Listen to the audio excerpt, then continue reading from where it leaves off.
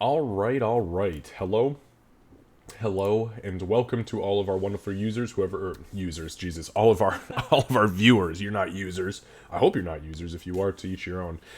Looks like we've got some Lucy, we've got some rogue girls hanging out. I see Moon. Hi Moon, how are ya? Got Kevin. We've got a couple bots, but anyways, hi, how are ya? And welcome to session number 46 of Unlikely Heroes, our weekly Sunday night 5th edition Dungeons and Dragons game.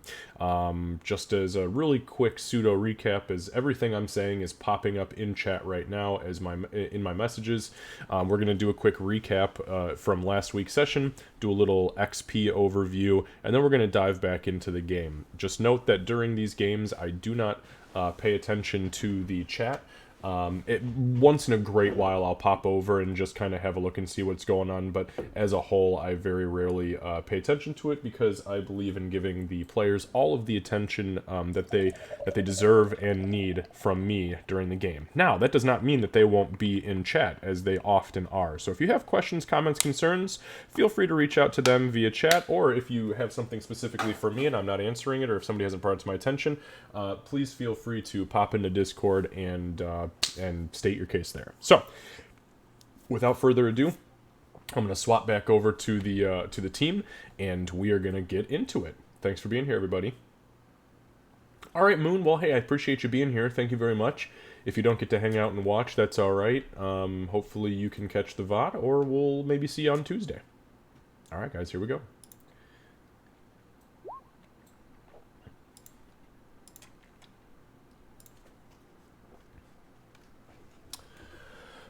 Okay, so recap from last week, session 45's recap. So we had picked up right at the tail end of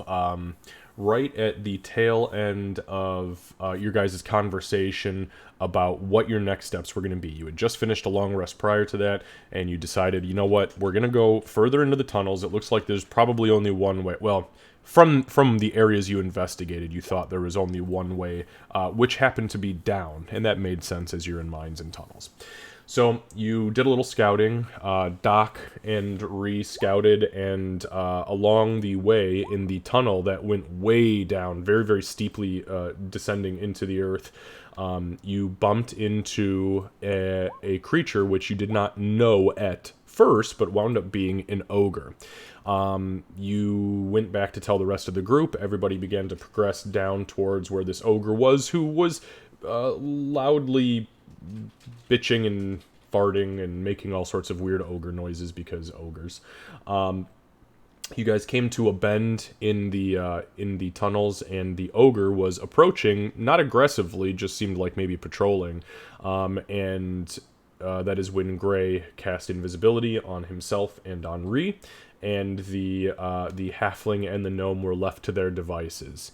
During the conversation,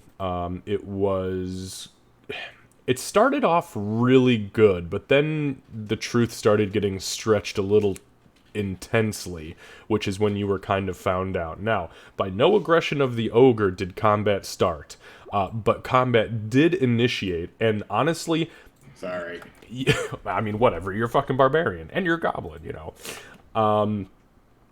But through the conversation, it kind of got heated. You guys pretended that you were down there inspecting the tunnels, which actually seemed to go pretty fucking well for the most part. And it wasn't until you got to the tail end of that conversation that he was like, look, I'm not stupid. I can smell goblin. I know there's a goblin around here somewhere. Don't play games with me. You've been lying to me this whole time. And then lashed out and just started going fucking apeshit on him. But before that could happen, Doc and Aurora almost one-rounded this poor fuck. And that is when the ogre began to beg for not only his life, but to stop and have a conversation, because he had questions for the goblin, who he could now see very clearly. It was at that point that everybody, Ree threw down her weapon, and Doc and Aurora, who were the bloodthirsty little piranhas that they are, were getting ready to finish this thing, they stowed their weapons and quickly patched him up as Doc had severed a carotid artery in the throat, and Aurora had pretty much eviscerated this thing's kneecap. So you guys, you healed him up, you patched him up, he sat down and very defeated, and you had an extremely long and detailed conversation about all sorts of shit. And through that conversation, you were able to ascertain that not only was this ogre not lying about anything that he was saying, at least not to any of you, and Gray, that was extremely important to you based on how perceptive you are, but he was also very willing to help you get the hell out of here through a little bit of persuasion on your own end. He said that he essentially needed to get the hell out of here. He realizes that the little blue creatures, there's something wrong with them, and there's no way that they should be doing what they're doing, and they're talking about this weird stuff from out of this world, and he just couldn't understand it. And that's when he realized, like, look, I need to get my honor back since you cracked me across the skull and left me to bleed out, but I survived on that bridge, and then I came back here because this is what I know, this is where my clan is. Yeah, and that's that. You guys decided you were going to take this ogre along with you, and he just demanded that the buddy that he was with be his target, and that nobody touch him, and you were like, okay, yeah, done deal, let's roll. So, you guys continued down into the tunnel, and combat broke out, and we find ourselves here, locked in combat with a bunch of these little blue pricks, and a few ogres, one of which was carrying what appeared to be essentially the top half of a ballista that was ripped off of its wheels or its base, and was firing it across the cavern like a psycho at Ree. I don't even think it fucking hit you. I think I missed. I think you're right. I think it did hit a little bit. Maybe it was a little bit. Once? Okay. I know I've got 2 ammunition marked on it. This thing does not have a lot of ballista bolts on it, but I was pretty sad that it didn't do much more. But anyways, I did take some damage from it, but I don't know. Okay, fair enough. So yeah, we're picking up today in the midst of this combat here. Just to give everyone a heads up, it is Friday the 20th of Mugem at 1 p.m. Friday the 20th of Mugem at 1 p.m. is where we pick up. So, XP recap from last week, session 45. Roleplay, I gave you guys 350 experience for roleplay because regardless of how any of those conversations went, it was actually really cool. I truly anticipated you just murdering that guy outright and me going, okay, well, we're done with that. But you didn't. You backed that ass up. And then I gave you another 250 points for making an ogre ally. This is the first ally you guys have truly made in this campaign. You always tend to make enemies. So I figured I should reward you for something. Yeah. Okay, so Gray, that puts you at 22,115. You're getting awfully close. Aurora, 103, excuse me. And the rest of the party at 23,953. Again, we are picking up today, day 10, which is Friday the 20th of Mugem at 1 o'clock in the afternoon. All right, do I have any questions? Okay, perfect. Let me just get some tunes. Let me get some tunes cranking here. D4. Speaking of dice, our ogre still has a D8. Yes, I have the inspiration on him. The inspiration icon. Okay.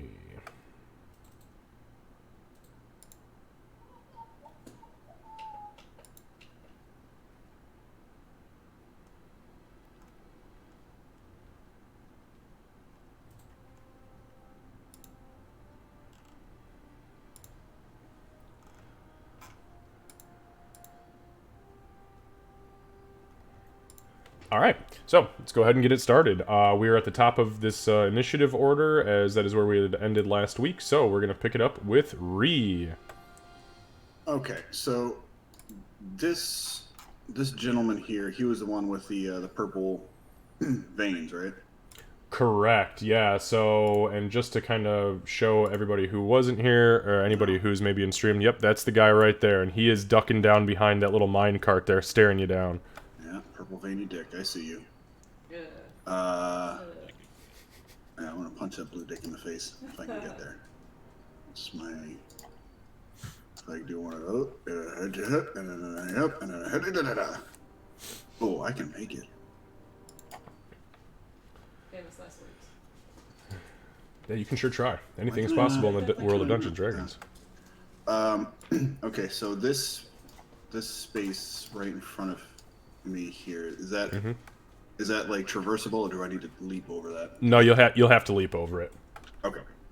All right, I do that, and I know I'm going to take an attack of opportunity because I'm just saying, "Fuck you guys." I'm going for the big purple veiny dick down there. Go ahead and give me. Let's see. That's a jump. So give me an athletics check, please, with advantage because you're raging. Okay. Yep. 15, no problem. You so you make the leap. Give me 1 sec for the attack of opportunity from the ogre. That may hamper things if it hits you. Let's see here. Nope, that is only a 12. So he swings at you, and you feel the ground shudder as the great club hits the bridge, and you see like some of the boards actually snap and start to break underneath its weight. Okay, so you get to there. That was 5 to so you've moved 10 feet.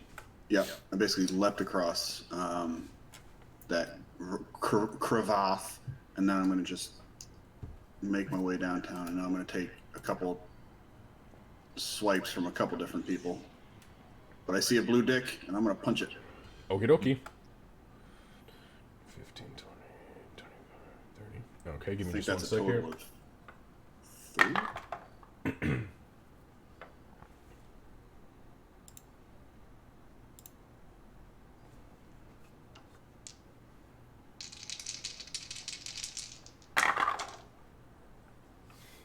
So all 3 of the Xvart, unfortunately, miss you as you run past them. They swing out at you, and you realize that they've all got slings, so they're just kind of trying to beat you, essentially with like a tube sock with a rock in it. The ogre, however, does take a swipe at you, and he does hit you. But it was unarmed because he is the one who's carrying the ballista. So that is not going to be, obviously, great club damage. So that's 7 points of bludgeoning damage reduced to 3. As he kind of almost propels you a little bit further forward as he kind of swats you on the ass. Thanks for the boost. Okay, so basically what I'm just going to do is I'm just like, I'm running at him, and I'm just going to like spear him. So essentially grapple attack. Okay. And I'm assuming then, have you put up your shield and your Morningstar then? Actually, that's a good point. One thing I had a question for, and I thought about this, was if I throw my shield at him, I know it's going to be an action, but what would that constitute as? It would be an improvised weapon attack. Okay. So, give me 1 sec. Oh, Captain Gollum. Yeah, right. I knew I needed to get rid of my shield in order to grapple him. I need to have 2 free hands for that, right? Basically. Correct. Yeah, you'll have to have both Right. hands free. I'm not actually going to grapple him, but I am going to throw my shield at him. Just fuck this guy.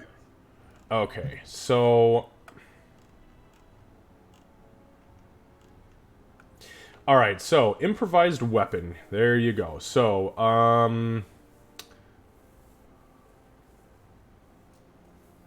okay, so you make an attack, a regular attack, although you are going to do it with... Basically, unarmed strike, right? Basically. Yeah, so it's going to be essentially an unarmed range strike, which I'm trying to think about how to do that. So essentially, all you're going to do is make a... Strength-based, right? Still, it will be strength-based, but you do not get... exactly finesse. Correct, you do not get your proficiency modifier, though. Okay, so then it's just going to be... So it's just whatever your strength is. 2. Yeah, just 2 then. So it's essentially just make a strength check. Yeah. Probably not.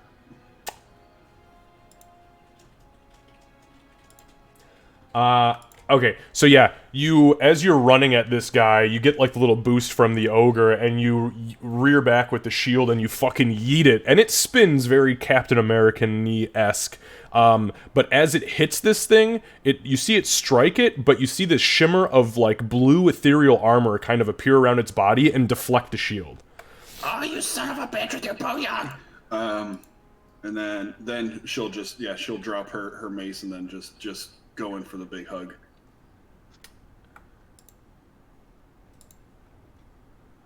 Okay, so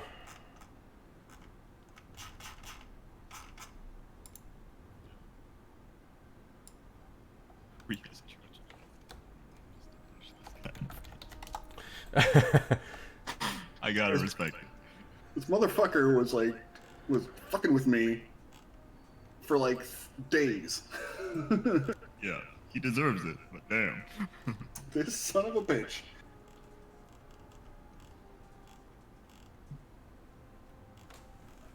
Actually, it's been weeks, I think, since the first time maybe this is the same guy, I don't know.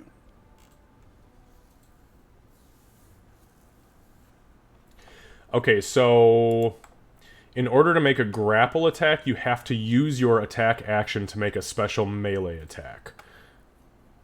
So you used your attack action to throw the shield. Oh, okay. So you can punch him. I'll let you make another unarmed strike since you have multi-attack, but you can't sacrifice the entire action for it. Alright, well, I did say I'm going to punch a blue dick in the face, so I'm going to punch a blue dick in the face. I mean, I will fucking accept that. So that isn't just an unarmed attack. Okay, 17. So, yeah, 5, because I'm raging. Dang. Okay, give me 1 sec. I mean, if the 17 hits, of course. Yes, it's very close.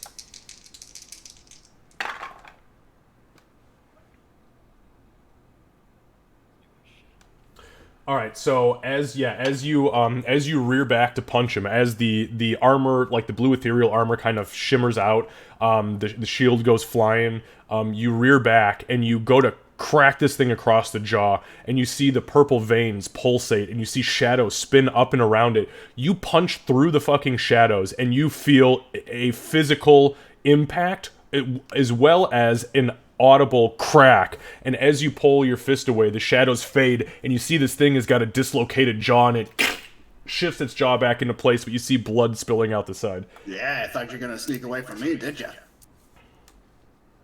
Purple-headed yogurt slinger. Oh, no! Oh, I hate it.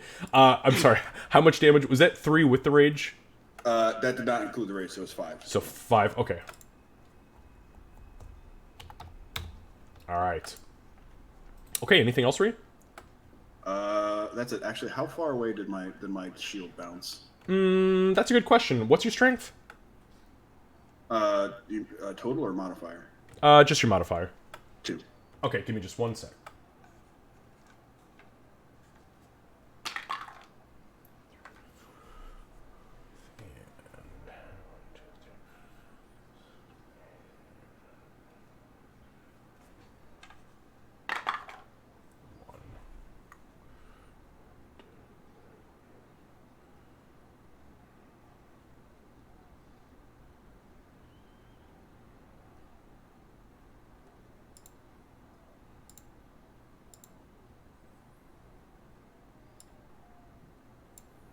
Alright, there you go. So as it hit, it kind of like bounced off of him, hit the wall, went over the Xvart behind you, and it landed next to the ogre with the ballista. Ah, fuck. Alright. Alright, that brings us Immediately to... regret my decision. Oh, please, you still take half damage from literally everything on this field. So, the caster. So the caster, he does not like what is happening right now.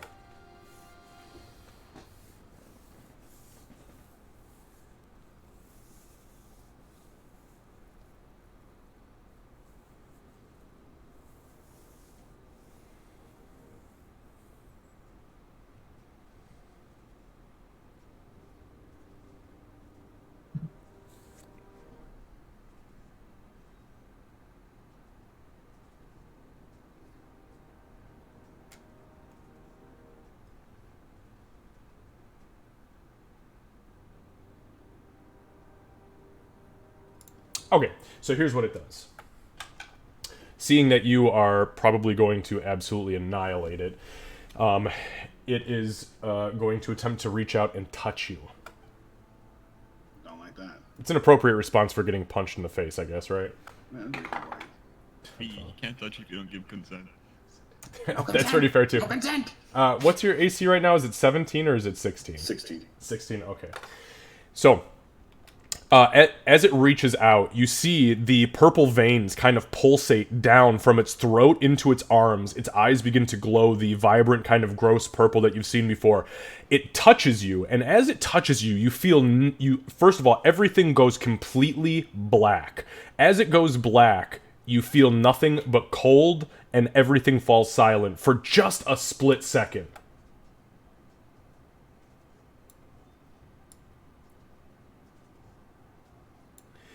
And it reappears. You and it dematerialize into the shadow as it uses its shadow charge ability. It moves through the ether, rematerializes on the bridge, placing you in a 5-foot square adjacent to it, and lets go. I need you to make... You motherfucker. I need you to make a dexterity saving throw, please. I've already done this today. That was yesterday. At what point does he get to start making advantage? Because it's just, he's ready for it all the time. Okay, 18, perfect. So you did, that's really fucking good, actually. His greatest weakness. Clips.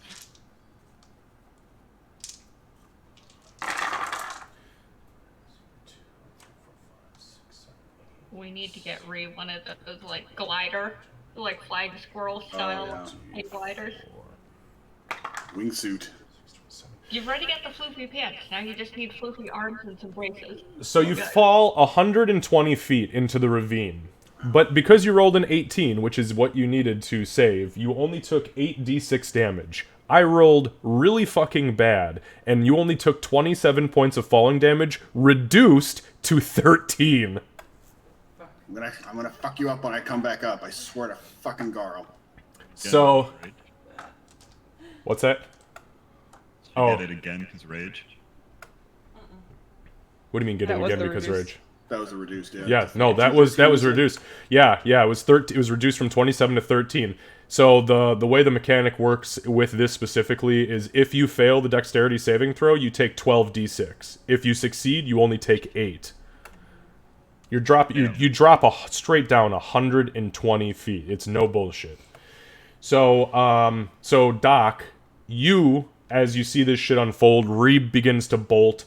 You hear like a couple audible grunts and yelps. You hear like a cling cling cling, and then all of a sudden that purple veined Xvart appears just out of the shadow on the bridge. You see its hand held outwards, and you see Ree materialize at the end, and it pulls its hand away, and you hear Ree. Ah! Oh, no, you hear like, not again, God damn it.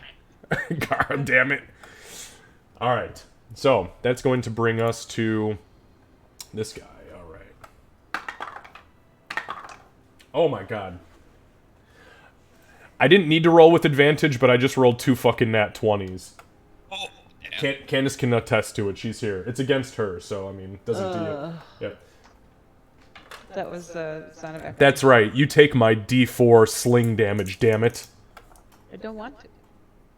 Fine, then you're gonna take 2 D4 from the crit. No. I tried to make this easy. You guys heard me try. I rolled like shit. Okay, so that is 6 points of bludgeoning damage. As you see Ree disappear from sight and into the pit, all of a sudden, caught off guard, this sling stone cracks you in the side of the head to the point where it actually bounces your head, the left side of your head, off of the cavern wall next to you. Alright. On that note, the bolt launcher steps up, and unfortunately for this ogre, he does not have enough dark vision to see down 120 feet into the pit, because otherwise that'd been pretty fucking hilarious. So Doc... Shaklunk! That's the sound it makes. Literally sounds just like that. Shaklunk. No, it doesn't. I'm kidding. I don't. Already Okay, the so comic text above it. that is an 18. 18 hit. Sure enough.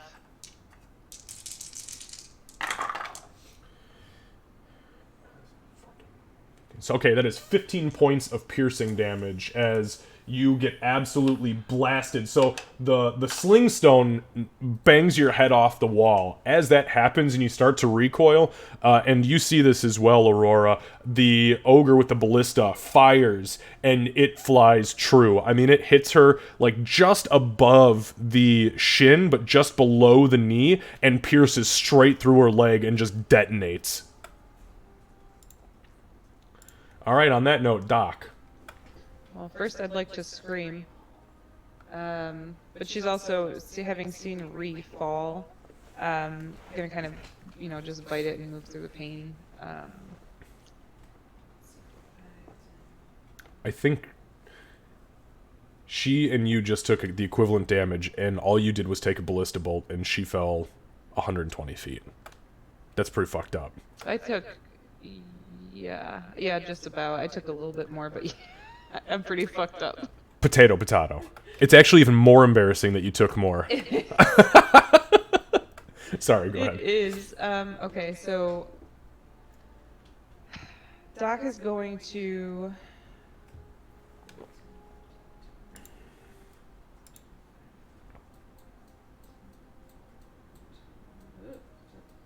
I don't know where I'm supposed to. I think it's this. Sorry. You can move wherever you want. I'll tell you once you fall. Okay, so Doc's gonna throw a dagger at this big mofo over here. Okay.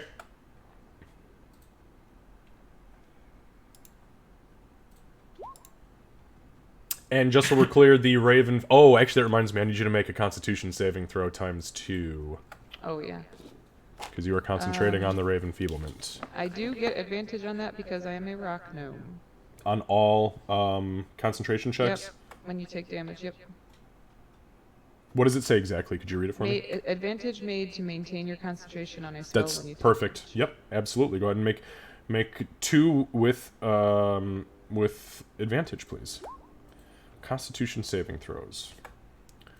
And we're looking at DCs of 10 on both. So that is success on the first one. Oof, Why did you roll fail. so many?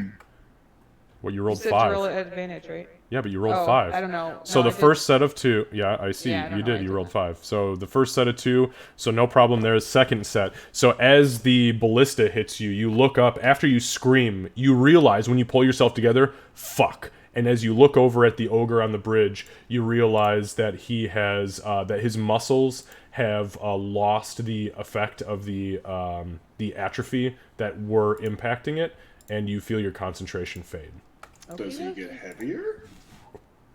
He does not get heavier. There is nothing in the rules that state he loses weight, so he was always as big as he was. Okay, so a 17 to hit him. With my Oh, yes. I'm almost positive that's... oh, yeah. Yep. Now, he has acted, so you do not get your crazy shit. Right. And what would constitute your sneak attack? You need somebody near him, correct? Within 5 feet? Let me confirm, but I believe so. I know all rogues have just a little tiny bit of a difference in how those are constituted, so I want to make sure I'm not screwing you out of it.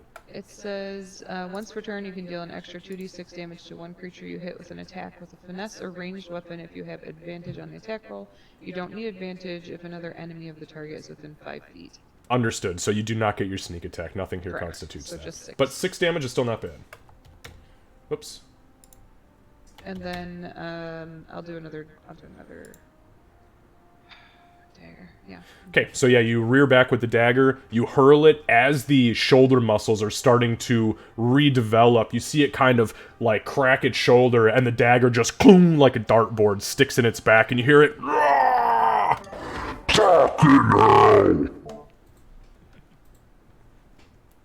How quick he can switch now. Candace got me that stream deck. It's great. 15 to hit. 15 does hit, yeah. Another 6 piercing. Crazy. Yeah, those have been great, man. Yeah, so you drop another dagger like 3 or 4 inches below where that is. You see it reaching desperately to grab him. Fucking hell, shit, I think I've been stung. Hell yeah, you did. Make sure you mark 2 daggers off. I did, yep. Perfect. And then, Doc's just gonna scream, Ree! And prepare herself for the inevitable squishing. Okay. On that note, the ogre who is up here in the center, the guy who's been kind of getting beatboxed around by the bard and the buddy ogre, he's going. Oh, actually, it's the beginning of his turn. Hey, Lucy, does your spell activate at the beginning of its turn? I don't know. I've looked at the spell and it just says as long as it's within 5 feet, it takes damage. Okay, well, let me take a look at it real quick. What was the... I apologize. What was the name of it again? It's Phantasmal Force. Want me to put it in roll 20? Yeah, go ahead. Drop it in roll 20 for me, just so I can read verbiage and make a call here, because I'm... Oh, not cast. Sorry, that's not one. That's okay. Not a big deal.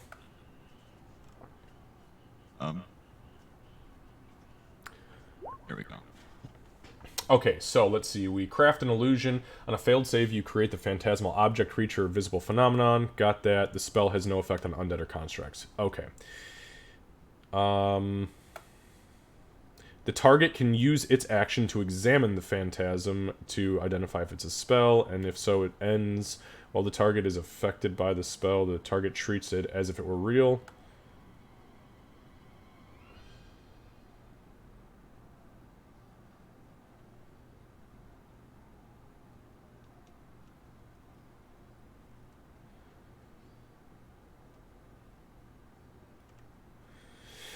Okay. Oh, it's your turn. Yeah, I was just looking. I think it's on each of my turns. But it's at each round on your turn.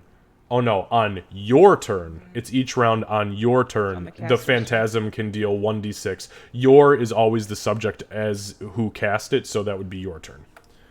Okay, anyways. I appreciate you, though, sharing that. So this guy is, although he's very confused, he's also very unintelligent and just wouldn't even think twice as to why this is happening and would probably just want to end it. However, I am going to make it roll to see who it attacks. That's okay. And that is going to be your friend, unfortunately. Oh, Yeah, that's okay. It was a 50-50 shot. So, here is the attack. Wow, that is a 26. That's a fucking... yeah. No, that's a 25, sorry. Anyways, it still hits. On that note... 7, 8, 9, 10. Okay, 10. So this guy kind of like glances... You see him, he glances back and forth, and he finally locks eyes on the guy in front of him as he rears back and just crushes the top of his head. You see your buddy now is bleeding profusely from the top of the head. Part of his right eye is like protruding from the skull, like from the eye socket. He looks worse for wear, but he's not making much of a fuss. He seems very pumped up. Okay, Gray, your turn. Now, your turn, so you can... I'm gonna roll the d6. Yep.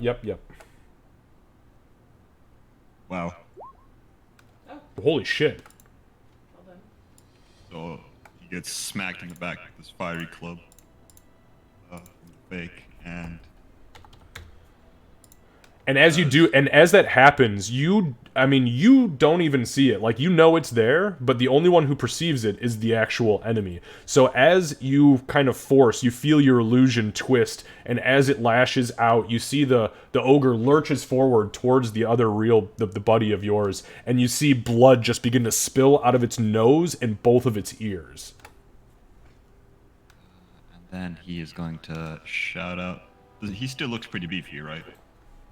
The dude in the middle? Yeah. Or the guy who's your buddy? The guy in the middle. No, the guy in the middle looks really fucked up. Like, really he's a little bit beyond bloodied. Would you say a 2d4 can kill him? I will never give you that answer. Yeah, I figured. Okay, how is he looking compared to Pip? I mean, not Pip, he's Pip. How's Pip looking compared to our guy? Are you proficient in medicine? Half proficient. Then you can spend your action to make a medicine check to tell that. Ah, fuck it. Don't try to cheat. I'll just... I'll just say, I'll pat the ogre on the back and say, "You got this," and then walk. Not without an inspiration. He already has bardic inspiration. Just gonna, as I do that, he's gonna get 6 points of healing as I use healing hands, Oh, shit, okay. which is my action. Okay, perfect. Yeah, so you kind of pat him on the back, and you feel the pulse of energy as the white kind of spirals out of your hand and into his body, closing up the wound that he just took across the head. Well, most of it, anyways. Then he, like, obviously, he heard Ree scream, and then Doc as well, so he's gonna go, "What is going on down?" And then see everything, like, Ree gone, Doc there, a lot of shit. He's just gonna go back. Seems about right. That's fair. All right. Anything else, Gray? Yeah, that's all I can. Okay. So this Xvart here is going to yeet a sling stone at Doc. Actually, you know what? I need to check something on this monster card real quick. Is it to see if they don't want to hit Doc? No, there was, no, I mean, you're the only one that it can see. Want to hit gnomes. It just refuses to hit Doc. That's on the card. It's canon. Okay, so it spins the sling, and it yeets the sling stone, it flies overhead, crashes off the wall. Okay, one back here. Just so we're clear, I'll give a little ping. It's this one over here. Same thing. Another sling stone. You feel it hit you, but it bounces off your leather armor and doesn't actually impact you negatively. Okay, this guy here. Sling stone. 16? Does that hit? Yep. Alright, so one finally hits. Oh, wow, for 5 points of bludgeoning damage. As you kind of look up and you're like, oh, thank good. Bam! Back of the headstone. Rude as fuck. Alright, now this guy here is going to rear back, or begin to swing with his sling as well, and that is only a 10. So again, another one. As you're rearing back, one flies over your head where your temple would have just been. So it's a good thing you got hit in the back of the head. Alright, that ends their turn. Aurora. Okay. So, I get a little bit confused with the dim light and the bright light and the way the dark vision works and shit. Can I see this cluster? The cluster of the forest art. So from where you are at, let's see. So you are currently in regular light. Well, you don't have dark vision, right? No. Okay. So yeah, that means that the only things you can see are inside the light bubbles. Okay. So there's no, like, I can't see. Can I see Doc? That? Yeah. Yeah, you could see Doc. She's just enough in it that you can see the light kind of glinting a shadow on her. Okay. Yeah. And just for the record, just so you guys know, I have already built in the shadow, or the bright light versus dim light into just one big bubble because I'm sick of dealing with it, so... Yeah, well, I missed my dark vision for a reason. Stupid short people blindness. I don't think there's a whole lot that I can really do here at the moment. So I'm going to spend my action. I'm going to move forward and I'm going to see if I can tell how bad Doc's doing. Okay, understood. 10, 15, 20, 25. I'm sorry, but I love so much that I just heard a squeaky toy in the background. Lady was just like... It's halfling sound effects, you know. Yeah, it's definitely the sound that all halflings make when they walk, right? Just squeak, squeak, squeak, squeak. She's trying very hard to get me to play with her. Halflings often get confused with mice. Don't you say that in here. I don't think I can see her well enough, but I'm gonna kind of squint and see if I can tell. 'Cause that's all I can move. Okay, well, go ahead and give me a medicine check because of how far you are. Just, yeah, with disadvantage. Yep. Figured. Oh, no. No. No, so that's definitely not great. Here's what I will tell you. You can see enough of Doc from where you're at to realize that there is quite a bit of blood in and or around her body. Sure. In that case, it's gonna be a Doc. You good? Is Ree good? And just arrows ready, but I can't do anything, so I'm just standing in the lights like a target, which I hate. Yeah, how does it feel being a target for once, damn it? As nobody has shot at you yet. Okay, so your guys' ogre buddy, he is going to rear back, and he is going to take a swing at the guy who is directly in front of him. Okay.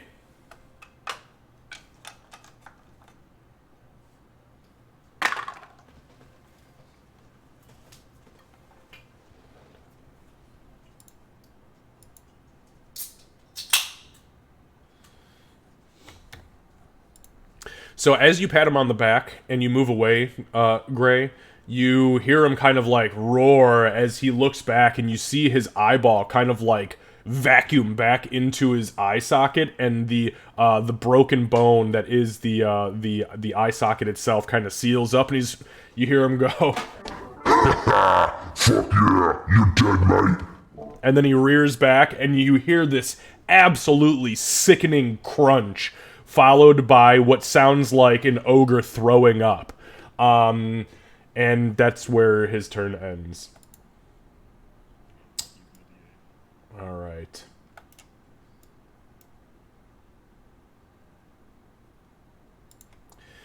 Alright, so this Xvart over here is going... he actually cannot see Doc. That's a line of sight issue. Hallelujah. He can see Aurora, but... I think that the sling is a 30-foot. Yep, 3120, so he's rolling with disadvantage. Oh, God, that's terrible. 11, yeah. So, Aurora, you're standing there kind of just hanging out like, oh, shit, it's so nice to be in the... And all of a sudden, this fucking rock moving at an unnatural speed flies over your head, smacks into a stalactite above you, cracking the bottom part of it off. It falls and crashes next to you as you squint into the darkness, and all you can hear are these ridiculous, goofy little cackles. I would like, if just for the record, to try and make note of which direction that rock came from. Absolutely. Make a hold on. Yeah, make a survival check. It's a direction-oriented skill. And I'll give that to you for free because you're a ranger. Oh, fuck yeah, I was ready for this. Well, I'll tell you this much. You know exactly, based on the velocity that thing flew, you know exactly the direction it came from. Period. Gotcha. Full stop. Yep. Alright.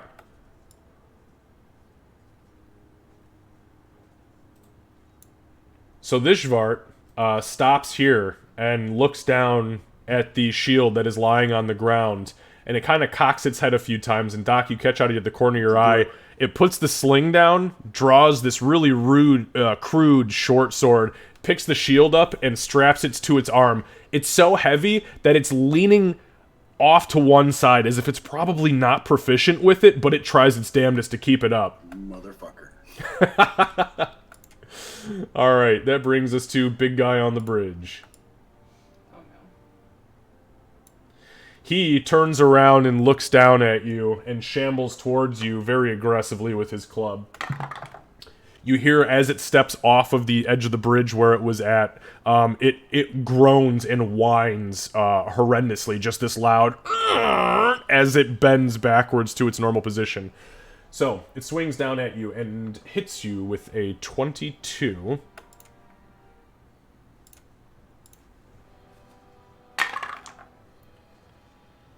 $14 points of bludgeoning damage. Yep, alright. As it rears back and... Fucking hell. Alright, that ends its turn. Ree. On my way down, was I able to see the supports of the bridge? Because this is old hat for me, man. I'm just like, all right, there I go again. Falling down. Might as well take stock on my way down. Make an investigation check. Man. Oh, that's not bad. No, it's not bad. So yeah, like as you go down, yeah, you can. There are some supports under the bridge. It's a little non-traditional. It's not like a normal bridge that has something supporting it all the way down to the ground. It's not even actually bolted all the way to like the side of the cavern underneath it. What it is it's reinforced iron bars underneath where like where the track lays on top of it, the iron track on top.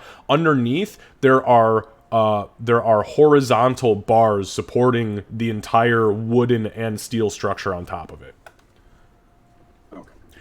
Now, with an 18, I will also tell you this. When that ogre was standing on it, those iron bars were bending pretty fucking badly. Yeah. Okay, but there wasn't like any kind of like beam across the bottom that like looked like if I gave it a good whack, the whole thing would come down. No. Damn. Okay. Dwarves, they got their shit together. All right, fair enough. Okay, well, she'll put her mace away and commence the climbing. Okay. How far could I make it? Well, you fell 120. So what's your speed? 40. 40. So let's see here. Do you move regularly when you're climbing? Isn't that one of your features? I don't believe so. Well, fuck it. You're raging, right? I am currently raging. Okay, make an athletics check. Punch the wall. Yeah, I think what we did when you fell the first time, you made an athletics check with advantage because you were raging, and then it's going to differentiate whether you move at a normal climbing speed, which is half movement, or if you move at regular. All right, here we go. Easy. Okay. Fucking easy. You latch onto the wall. Now you can move at your regular speed. So I'm sorry, you said 40 or 50 was your movement? 40. 40, so... 0. Yep. So if you move and then double move, you move 80 up. So you have 40 more to get to the top. Okay.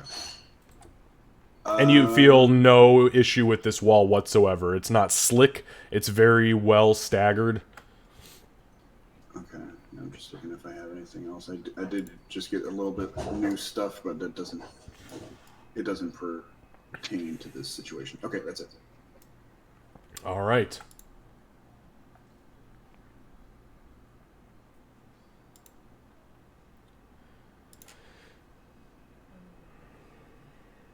I keep forgetting about danger sense too. Fuck. What's danger sense? I have advantage on dex saving throws if I'm not blinded or anything. It didn't matter. I saved it. Yeah, you did save against it. You know what? I didn't even think about it. You definitely know that shit was coming. Yeah. Okay, so the caster, the purple-veined caster, turns on the bridge and looks outward towards the lot of you. As it does so, it begins to throw its hands up and mutter an incantation as its eyes flash from this nasty purple to this dark red. It opens its palm outward towards you, and 4 beams of red energy begin to crackle forth. None are targeting Doc, as there is a line of sight issue with the ogre. Okay, I take back what I said about dying. Aurora. We need to have a conversation.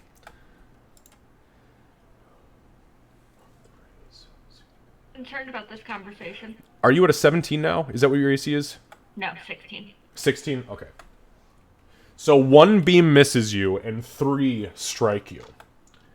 As you see them kind of spin into existence in the distance as they are creating a light, you're kind of like, what the hell? Is that maybe Ree or... What is... And all of a sudden... And that's from in this general direction, right? Yes, it comes from in that general direction. Okay, so not from where I know my targets are. Okay. It's gonna hurt.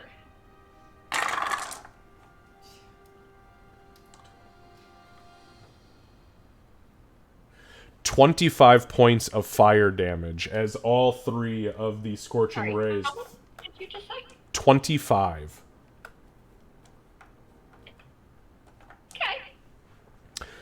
And that ends its turn. It stops there. As it stops, Doc, you can see that it actually, once it finishes that, it kind of doubles over momentarily and begins to pant heavily, as if that was very taxing to itself.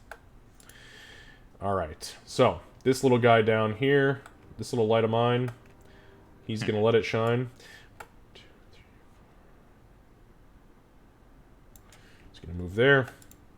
The bolt launcher. So, we have another line of sight issue. Let me make a perception check and see if it can actually see Ree coming up the fucking cavern. I rolled a 9 minus 3. Nope!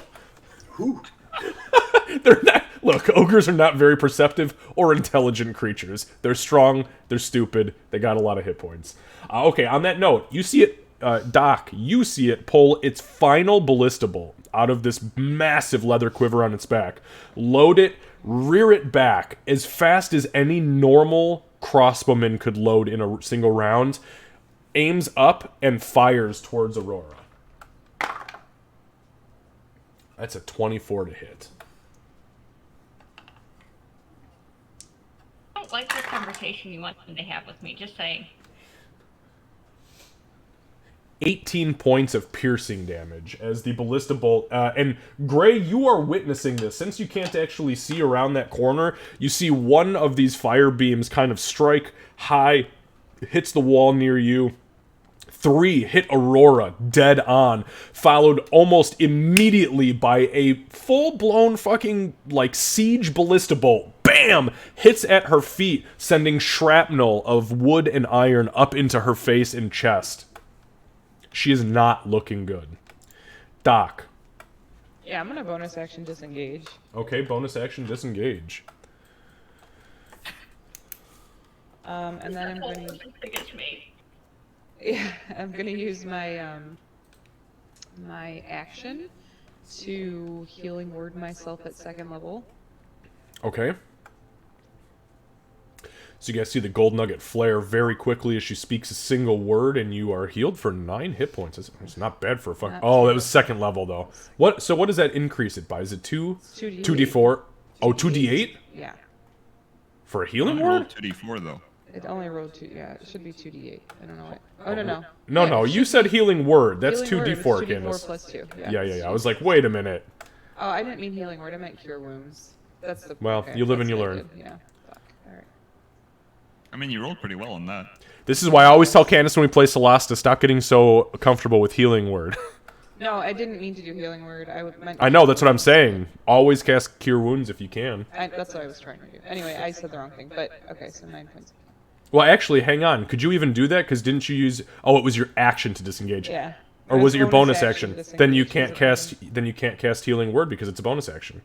You don't Right, get 2 yeah, bonus it should actions in a have turn. been- that's why I was saying I was gonna use my action. I meant cure wounds, not healing word. Okay, so re-roll the healing. Do it right this time. Well, that's a fuckload better than 9. It is. It makes me a little happier. Okay. And that's all I can do, unfortunately. So Okay, hopefully I bought and myself another round. you're gonna stop there. You said. Yeah, I can't move any further. This is as far as I can. Ah, yep. Okay. All right. The ogre in the middle. It's like monkey in the middle. Let me roll some percentile dice to see who he wants to attack. Hey, he's gonna attack the guy behind him. Okay, now how the fuck does this work? I don't think It doesn't. He doesn't hit it because it's not there, but his mind rationalizes that he blocked it or something.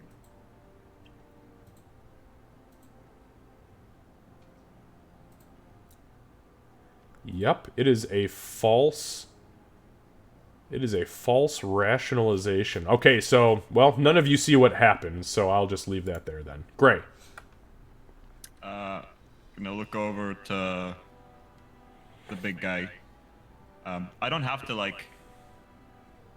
I want to ask about the order of this.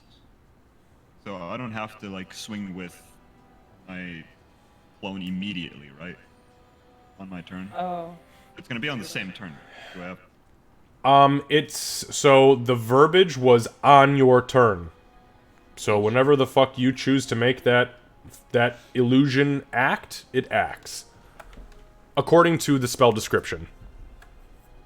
Then And I'll stand by that ruling. it is gonna pop back up here. Go. How bad is the other ogre looking? Which one? The one in the middle. He's looking about as bad as you saw him before. And he gets another D6. Another D6 what? Psychic damage from. From the guy. phantasmal Okay, I force. gotcha. That's a 1. All right, so you see him. You see his head kind of cocked to one side, and you see out of the opposing ear compared to where it was the last time. You see a little tiny trickle of blood drip out, but he's still standing. He's not looking well. He's definitely really fucked up. Okay. In that case, he's gonna look over to our friend. I should open my notes and actually find his name, but for now it's fine.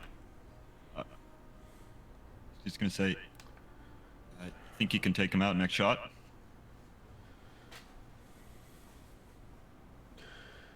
There's a very brief pause, but you get like a grunt, and you hear, He's fucking dead. Got it. Then after that, after my guy attacks, I'm gonna drop concentration on him. all right. And since I moved 10 feet up here, 20 over here. What's the range? What's my character sheet?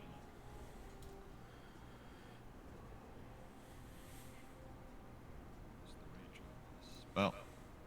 What's the spell?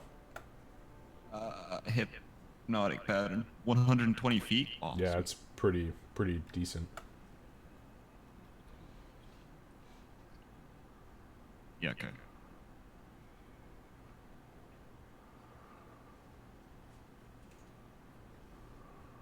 Can I get over here? If you could see that, absolutely. But remember, if you have dark My vision, vision's your only dark... 6 to 8. Well, not just that, but yeah, your dark vision doesn't proc anyways if you are currently standing in light. You can't double dip. It's not how it works. I also am a light. I have like That sounds like a you problem. True. In that case,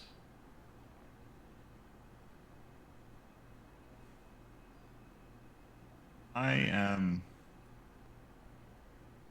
going to do nothing. Okay. I'll put out my light. All That's right. obvious.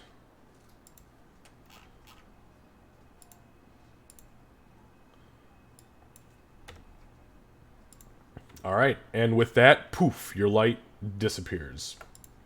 And now you guys are working on torchlight. All right. The Xvart.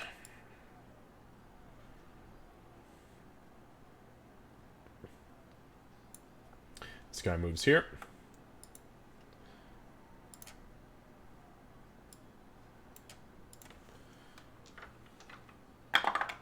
Actually, hang on. 5, 10, 15, 20, 25. Okay. All right. As you guys are standing there, kind of getting yourselves together, you're going through your healing spells. Doc, another rock from this general direction flies up and above you, and then boof hits the top of the wall above you. Another stone. This one actually hits you, dealing 3 points of bludgeoning damage.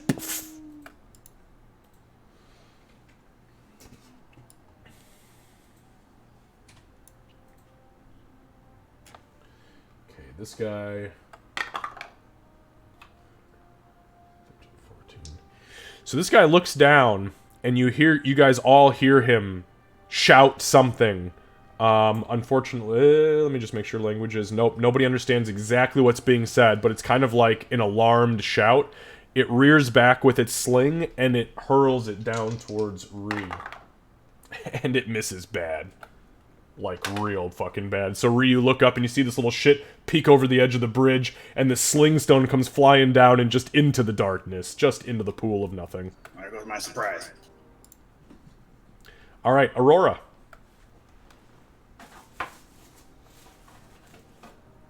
Okay. I am hurting bad, but I know where that fucker came from. That stone, at least. So I am going to cast Hail of Thorns at second level. Or first, yeah, second level. And I am going to shoot in this general direction, and I'm going to hope. Okay, give me just one moment, please.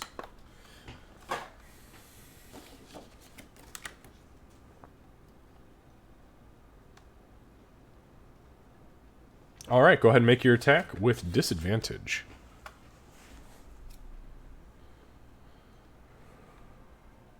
But I know that they normally are in groups. Ooh, that was fucking awful. All right, so give me a sec here. I actually got to look this character card up.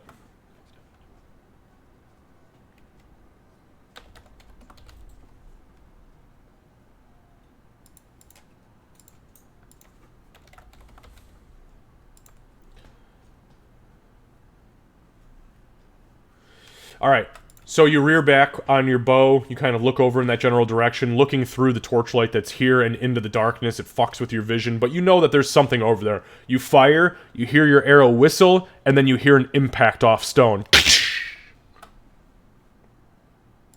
And that's concentration, correct? Yes. Okay, thank you. I'm going to fire a second arrow. All right, make an attack with disadvantage. Yep.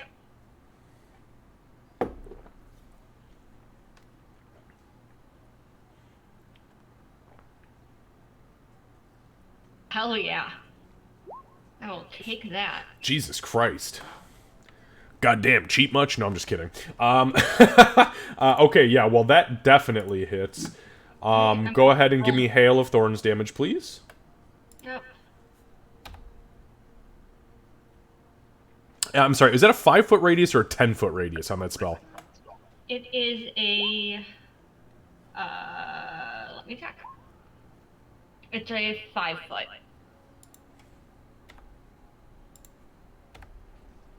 Alright, so you don't see anything, but you fire, and all three of you who are up on this little platform over here, Aurora, you feel the pulse of energy dissipate from your being, and you feel your concentration taken from you. As that happens, you all hear an audible poof, almost like an arcane puff of smoke, and then you hear the screams of at least a couple of Xvart before falling completely silent. That is also followed by the very audible voice of an ogre, and you hear, Oh shit! Oh shit! Then she's going to just the equivalent of a yes, and then a fuck that hurt. And then I'm going back behind my little minecart. 5, 10, 5. as you've got, literally, 8 to 10 inch slivers of wood from the ballista bolt stuck in your torso and face. She was so pretty before the ballista incident. I know my charisma. No, I wasn't. Touche, touche. That's my job. All right. And I am ducking behind that minecart. Okay.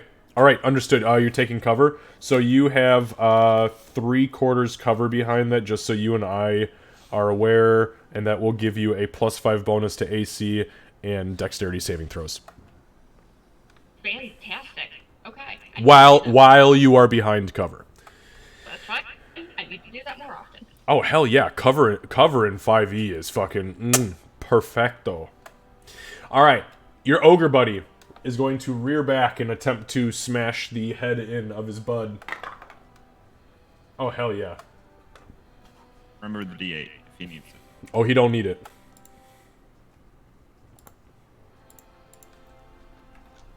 At least not for that roll. Yeah, no. So you guys all hear this sickening crack, and then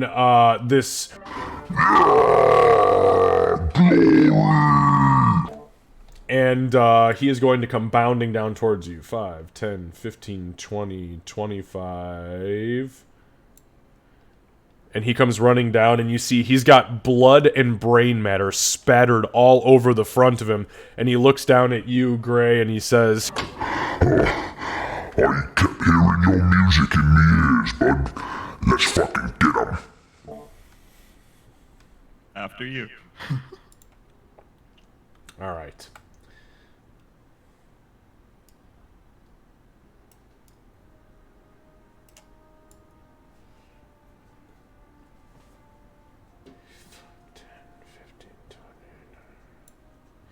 All right.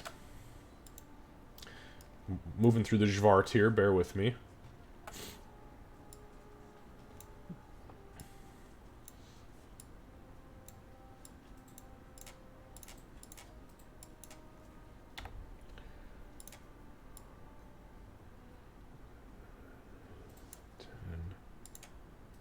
All right, this big fuck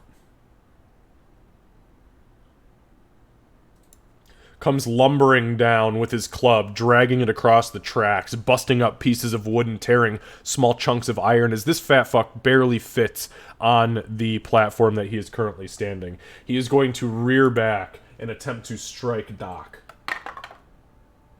That is a 21 to hit. Yeah, that'll hit. That's gonna hurt. For 12 points of bludgeoning damage.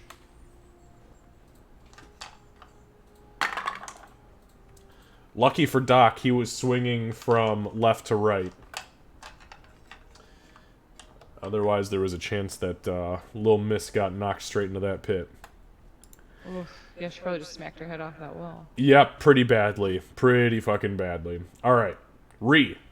It is time. Okay. Okay, so... So from where you fell, Yeah. I'm assuming you were coming up this direction. Correct, yeah. Okay, so you can go either on this little spot here, I'll even give you this spot here, or this spot here, or this little spot up here. So... Because this fat bastard's right above you. I want to get into the spot where I can push this guy off the bridge. Or pull him off the bridge. My idea was, like, I envisioned, like, climbing up kind of under him, like, grabbing him by the pants, like, fuck you, and kind of yanking backwards. Okay, yeah, I mean, I could let you, yeah, I would say, like, right here is probably the best spot, and you're doing it from still clinging onto the wall, is that right?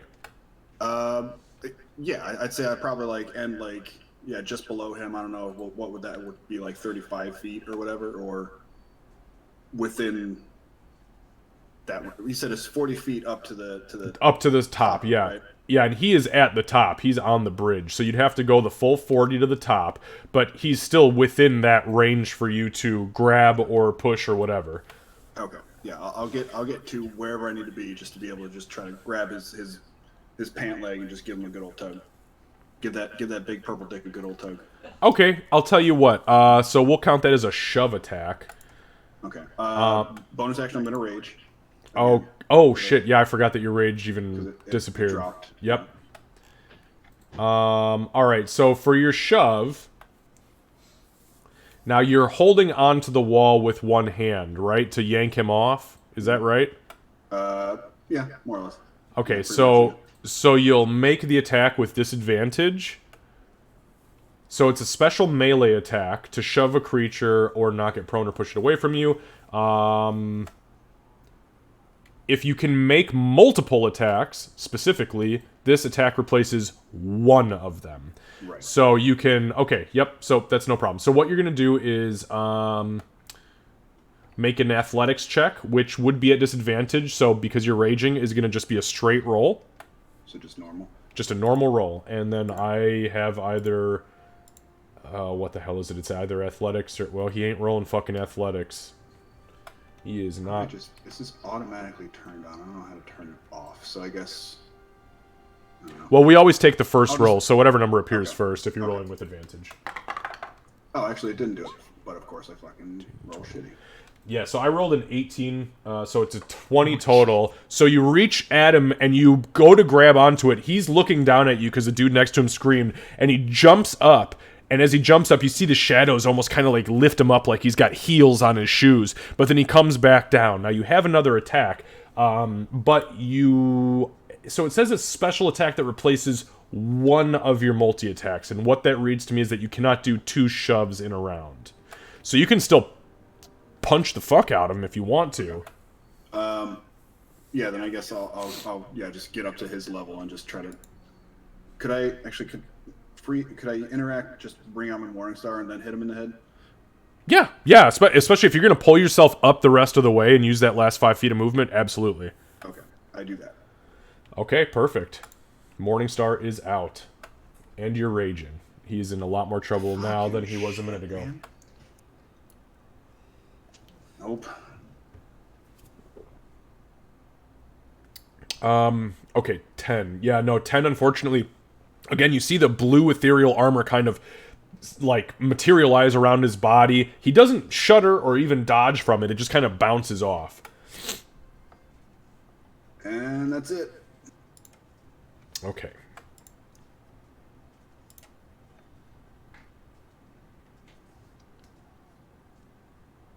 Actually, is this even a place where I can stand, or do I need to be like? Yeah. That's fine. Yeah, you're like right at the cusp. So. I'm fucking gonna go over again. No, this guy's actually.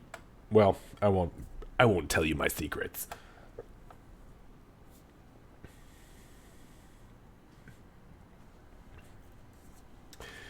However,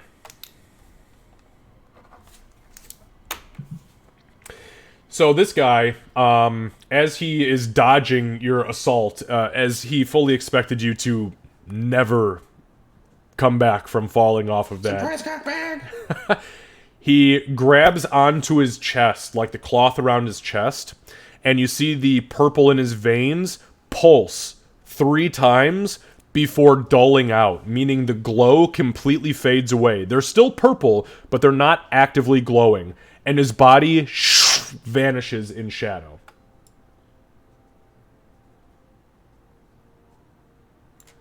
And you see him rematerialize across the bridge from you, and he is looking very unhappy. As he does that, he is going to use his action. Where'd he go? Right here? Sorry, this is him right here. And I will... Hang on one sec here. I'm going to put this on him so you know this is the guy that was casting spells. He is then going to use his last spell slot, and he turns towards you, Ree, and he spins into existence these 4 beams of fire and launches them towards you. Oh, come on. 2nd level Scorching Ray, and I rolled 2 fucking 2s. So that sucks. But, and I'm sorry, without the shield, can you tell me again, what's your AC? 16. 16, okay. So 2 hit, but 2 miss. Oh my god, can I... Tonight's not my night. I want to go back to Roll20, where I just constantly crit on you guys. 12. So 12 points of fire damage reduced by half, because your raging is 6.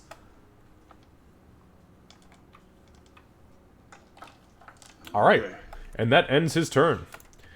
This little shitbag down here steps to the side and rears back with its sling. It's going to attempt to hit Ree for a 16 exactly. And that's 3 points reduced to 1 with the sling stone. That's so sad. That's so sad. As this pebble bounces off your temple, you're like, what the fuck? Alright, the bolt launcher. The ogre with the bolt thrower has no ammunition, so it throws it down, breaks off a piece of the ballista itself, and swings it at you like a club. Nope, 13. And as it does so, you kind of put your Morningstar up, deflect it to the side, and that's the end of it. Doc. See, when Ree's in the fight, and we don't have environmental shit like throwing Ree into pits, there's no challenge. Yeah. I can actually stand. Doc's going to, as she bonus action disengages, start taking her her backpack around, and I'm gonna take excuse me, take out the healer's kit. I'm gonna use healer's healing on myself as my action. Oh shit. Okay. Well, you know what to roll for that, right? That one. D6 plus 4. That's not fucking bad for a free healing. Almost tripled my. So you kind of like back yourself into the corner. You probably, I would assume, like hit your back against the wall, slouch down as you were tying a tourniquet around your arm and like starting to put salves and shit into these wounds. And she's kind of just like behind or next to you. I'm not sure what direction you're facing, but she's just kind of panting, very clearly focused on not dying right now. She looks real fucked up. Real bad. She's not good. And that is all I can do. All right. Gray. Okay, Gray's gonna look at Doc and go, running, huh? Good spread. And he's gonna move over here to stand in the darkness. Can I like stand, I guess like on this edge here? Would be possible.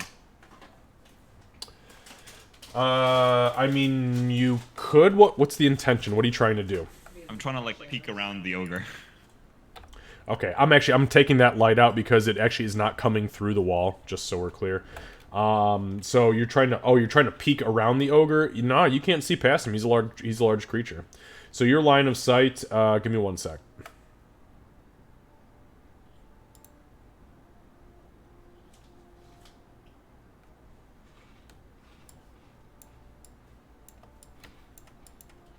Okay, that did not work how I wanted it to work. So, anyways, no, you can't. Okay. In that case, he's just gonna say, "Fat ass is in the way," and then he's just gonna 5, 10, 15. He's gonna go over here. I Okay. wonder where this goes. He's gonna shout back and go, "Found another way. I think." And then that's all I'm gonna do. Actually, I'm gonna dash. Okay. I can do that.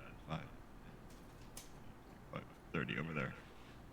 Okay, I'll give you a little bit more. I'll reveal just a little bit more of the map for you. Yeah, give me my single cube. Do the cube. Do the cube. All right. That brings us to the guy on the bridge. So this guy, he drops his sling and pulls his short sword out. He's going to run across the bridge like a brave little Xvart, and he's going to take a swing at Ree. Holy shit, I think I actually just rolled an 18. Wow. Is this the first time one of these fucks have ever hit? Oh my god, it was. Yep, 14 plus 4. That's a fucking 18. God damn. Alright. Truly a legend. Oh, and he maxed the fucking damage. So take 8, reduced to 4 points of slashing damage. This right here, my friends, this is how legends are born. You start small. MVP. You start small. And he's I'll let gonna... you live. I was gonna say, he's gonna enjoy that one round of glory. And then his ass is in the pit. You die last. Alright. Everything. The dude on the bridge here. He's gonna run there. He's going to also attempt to short sword you. Nope, see? We only got one MVP. That was a 6. So he swings at you, you kind of smack it out of the way. Aurora. Yep.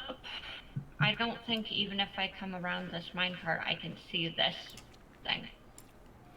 Can I make a survival check to get an estimate of kind of where they are based off of what's been going on? I know I'm gonna... That was a very vague question, but sure, with disadvantage. Yep. Because not a lot has happened. There was a lot of screaming and yelling, and then Doc ran around the corner and was, like, trying to tourniquet herself so she didn't, you know, bleed out. Which I couldn't see anyway. So. Okay, so... That is correct. I'm gonna move. I know there's a ledge here, so I'm being careful, stepping a little slowly. I'm going to try and figure out where things are, so that I can maybe try. Oh god, no. Okay. Yeah, you've got no fucking clue. Now, what I will tell you is that even though you're in the dark, you can see into light. So Yeah, but you can see the this one's ogre, our you friend, saw so. Doc, but yeah, exactly. Well, yeah, you hope that it is. I mean, he's not attacking you, so. Okay. So I'm just going. Was that an action for my survival? Yes. Okay, then I'm going to just move back and duck down again. Okay, understood. All right. Not So a lot the- I can do. 10, 15, 20. So this guy, he is full of piss and vinegar, and he goes bolting past Doc and straight into the fray with his buddy over here, or what was his buddy at one point. And that is a nat 1. So he rears back, swings, and just fucking whiffs it. He goes from, like, torchlight into total darkness, and he's like, ah! Ah, fuck me, I can't see shit. I guess my D8 won't help here. Can never help on a nat 1. It's not how it works. Okay.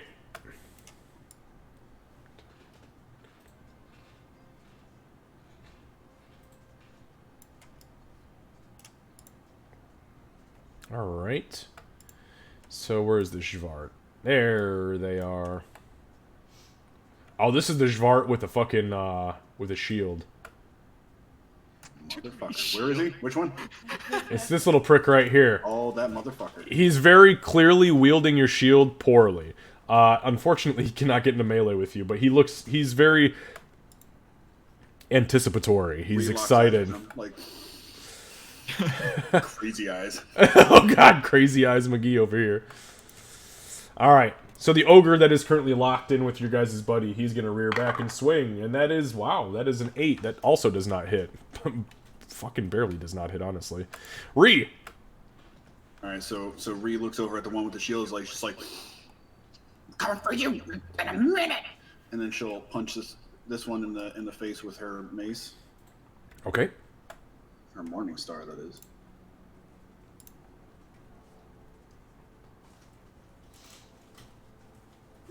Fuck me. I don't think that hits, does it? Just barely misses it. Like, you hit, but you just don't get enough momentum standing on this ledge to actually penetrate its armor.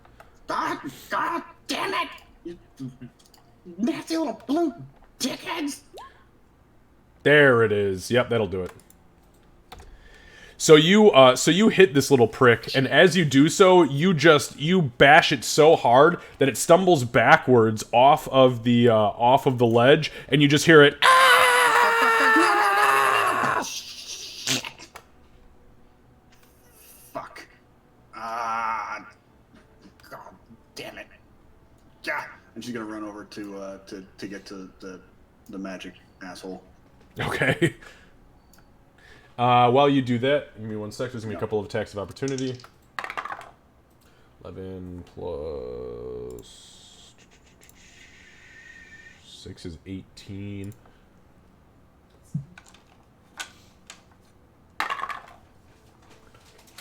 So 13 reduced is 6 points of bludgeoning damage from the ogre, who smacks the shit out of you as you begin to cross. And the Xvart does swing at you, but in complete vain, misses you completely. And you find yourself face to face with big purple vein dickbag. Hey, dickbag, behind you! Oh, speaking of the big dickbag, oh god. Big dick. Oh shit. I ran out Big of... dick energy. I think I ran out of everything. Just kind of imagine, like, Ree just, like, taps him on the shoulder. He turns around and he's like, ah! Reed's like, hello, motherfucker. Poison spray, prestidigitation. He's got that big green veiny dick energy. Oh boy. On that note, it's gonna use its bonus action to disengage. Where you going? It's going to back up to its ogre buddy, and then it is going to fire off 2 pulses of its Eldritch Blast. As it holds its hand out, and there's this...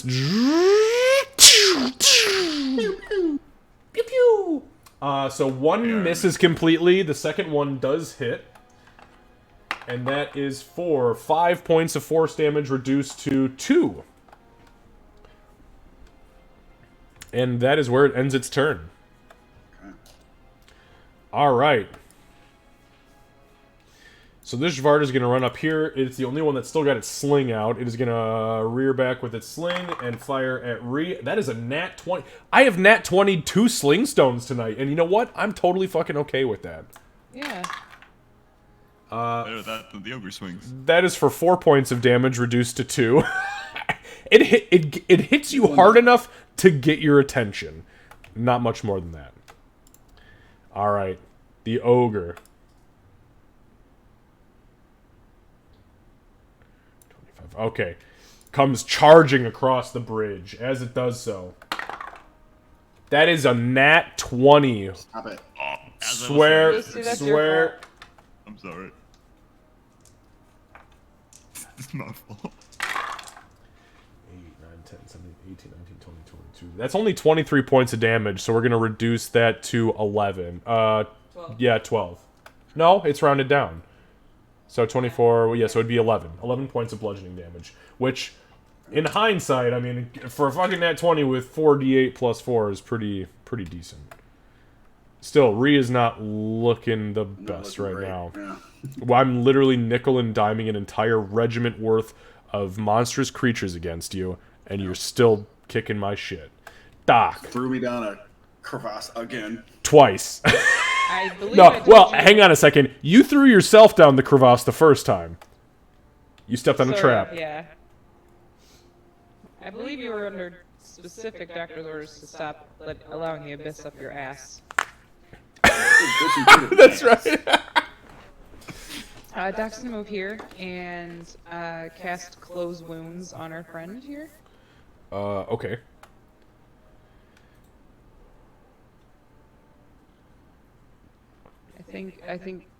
I don't know, do you want to roll? I don't know what hit that. Oh, shit, you know what? Yeah, sorry, you said that, and I just stared at you like, okay, roll. Well, I was thinking to myself, why the fuck isn't she rolling?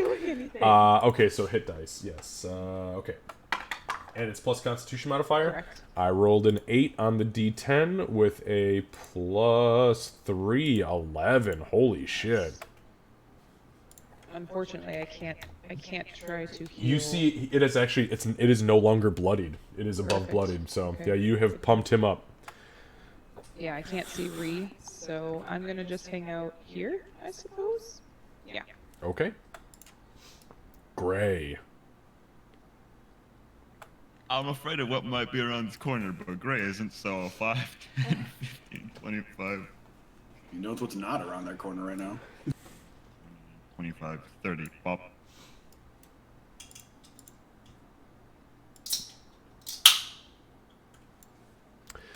All right, let me ask you. Well, let me ask you this: how far is your dark vision?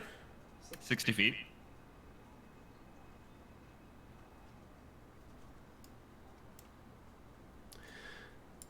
All right. By the way, I've noticed the ruler started showing 5s again for some reason. Oh, that's good. I don't use the ruler. I always just count the squares. But here is your Here is exactly 60 feet for you, Gray. Ready?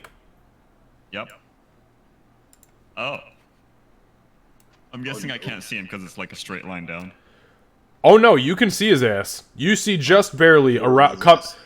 Coming up and around the corner is what appears to be a pretty big fucking ogre. Okay. This minecart in front of me. Yeah. Does it look like I can move it? Not push it, but like, is there like a lever where I could be like, go? No, there's no magic lever in minecarts. They're usually moved by physical force. It is empty, though, I will tell you that.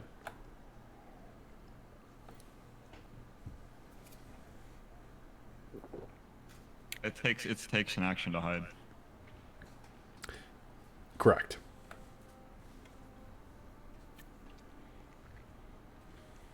Oh.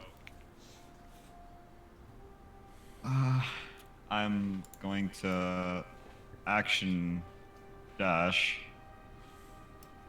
5, 10. I guess I'll hop in the minecart for now. Oh, shit.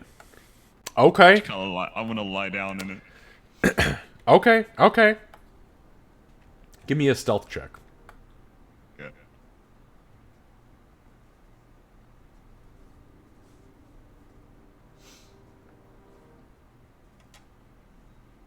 I don't like the slow motion roll. Please roll. F15. Okay, understood. Anything else? That's all I'm gonna do. Alright. Okay, so. This Xvart.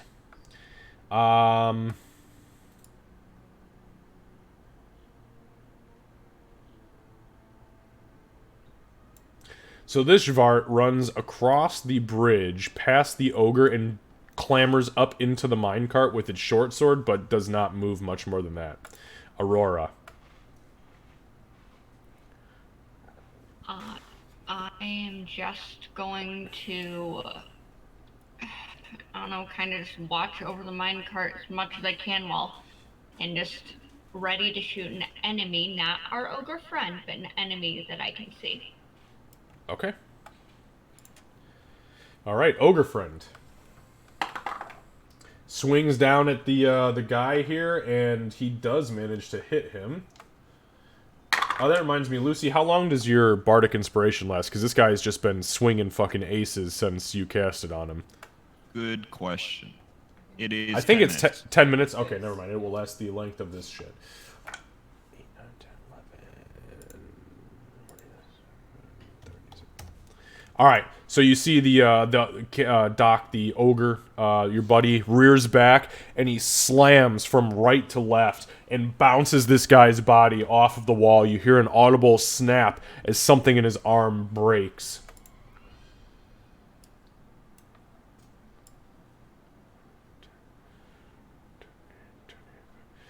All right. So, Gray, you hear poof, poof, poof, poof, poof.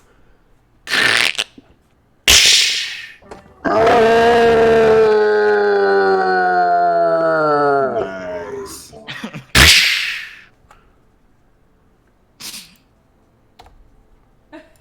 As the only trap I had active on this map activates, because Oh, you that thought you were dumb gonna- prick. Did you think that Gray was gonna hit that trap last time when he was walking down there? Oh, fuck yeah. Yeah. Oh, I was waiting for it. I was fucking waiting for it. See, good thing you're a sissy. Like, do it. And just to prove to you that I did have it there, I wanted to highlight it. I'll pull it from my GM layer and put it on here. There is the fucking trap in all of its glory. Oh man, hallelujah. Scary part was I was like, okay, I can probably get past the minecart before he reaches me. Yeah, today was I not was that like, guy's never lucky mind. day. I'm just going to draw an X on here so we know this bridge is literally just not here. Okay. Alright. I mean, it's there, but you're going to have to leap, 15 feet to get across it. And I All can't right. do that. Well, hey, anything is possible in the world of Dungeons and Dragons, Lucy. It just depends on how you roll for it. Alright, Let anyways. me rephrase, I'm not gonna do that. I accept that 100%. Okay, so back over here. 5, 10, 15, 20. Let's see. This guy, let's see. You know what? Fuck it. He is actually going to do this. 35, 10, 15, 20. Okay, so he actually moves back around. This was the guy with the shield, by the way. He moves back around to this area, to this little spot. He unslings the shield and tosses it into the pit, and he pulls his sling back out, and he begins to wind it up. Motherfucker. But he cannot use the sling because he has already done everything he can do this turn. So, Make me climb down after you little dickhead. alright. Ogre Not Friend is going to swing at Ogre Friend. That is a 16. That does hit. 11, 12, 13, 14. It's 33, 20. Okay. So he cracks your buddy across the top of the head and into the shoulder. Again, you hear audible breaks and cracks. It's weird watching ogres fight, because especially considering most of you are small, it's like watching titans clash. Lots of bones breaking, lots of knuckles cracking. It's pretty horrific. And your buddy is just, he's looking a little worse for wear now. Ree. Oh man, she's so pissed right now. So she's going to, fuck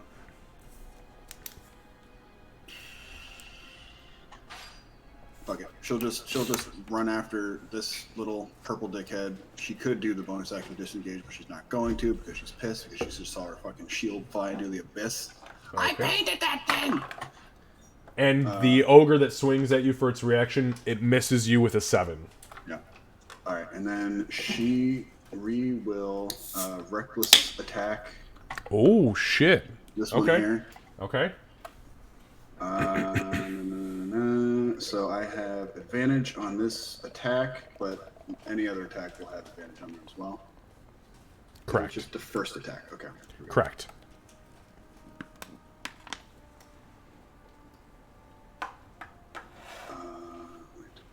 Prompted. Oh, here we go. Good thing I fucking did that. Oh yeah. Yep. Nope. You absolutely hit him. All right. So that is for 7. That's including your rage. Okay. Yeah. And then yeah, she's not even thinking about non-lethal right now. She's Okay. just smacking this fucker. And Yeah. she'll So you smack him the first time. I mean, you bounce him literally off the wall. You don't even see the blue ethereal armor flash. It attempts to, but it glitches out. Boom! Off the wall, and you hear ah! And she'll try to do it one more time.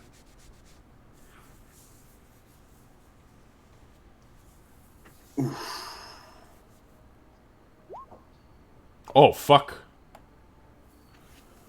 Wow. Okay. Well. She's really pissed seeing her shield go off the freaking cliff. All right. Well, Ree, how do you do that? How do you bring this big purple bitch down? So Ree, yeah, she'll sprint up. She'll just kind of like get the guy like across the back, like across the lower back and the spine, kind of like bring it down to the ground, and then just like on the backhand, just kind of put his head between the mace and the wall and kind of like splatter it. And like Gallagher to a watermelon, that head just fucking pops. And as it does so, you see the purple blood that this thing is currently pumping through its heart sprays all over you, all over the ogre in front of you, all over the wall. It glows for 3 or 4 seconds before fading into like a dull, shadowy black. And it ceases to exist. Yeah, Ree just kind of like screams out at the body. And if anybody can see her, there are definitely tears going down her eyes at this point. But then she'll take a breath and use one of her new abilities. Second Wind. Ooh, I knew where you were going with that, you little multi-class motherfucker. Yeah, All right, so it's what, a D10? Is that what that is? D10. Healed? Yep. Oh, that's plus con modifier or +1. oh, +1. Okay. Ugh. Oh, because it's plus fighter level. Hey, you know what? Still, hey, free healing is free fucking healing. Hell yeah. That's like 8 hit points you can take in damage right now. So, yeah, as you do the scream, you feel your body almost in a very were creature-like fashion. You look down and you see this little gash that was up the center with a scorch mark around it just sizzle close. Just sizzle close. And it is good. It is good. All right. So, this Xvart over here is going to loose a sling stone at Ree, and that's an 11 with a miss. Bam! Nothing. Should have advantage, actually. Oh, thank you. I appreciate that. Oh, you know what? Wow. Yep, that is a 21. Is it melee attacks? Hang on, I just gotta read this. That's a good point too. That is a very good question. Is it made just... I'm giving me advantage on melee, and then but attack rolls against you have advantage. Attack rolls, yep. Yeah. So, okay, so it did hit, and it hit for 5 points of damage, which is reduced to 2. Okay. All right. On that note, the ogre behind you moves in and rears back. Now, it's not all attacks, right? Is it just the first? Or is it all attacks? It just says attack rolls against me have yep. advantage. Okay. Until my next turn. So that is also a hit, but not a crit, which is unfortunate because the first one I rolled was actually a nat 1. So 5, 6. So it's 10 damage reduced to 5. 10 bludgeoning damage from the ogre. As you winded yourself very quickly, but sacrificed nothing as you popped the head of the caster, which is pretty hardcore. Alright, on that note, Doc. Okay, realizing that Ree is much closer now, Doc is going to cast Bless at first level Okay. on Ree, our friend Golthrax, and Okay. herself. Okay, and what is the distance on Bless? It is 30 feet. Perfect. Let me just drop... I'm just putting,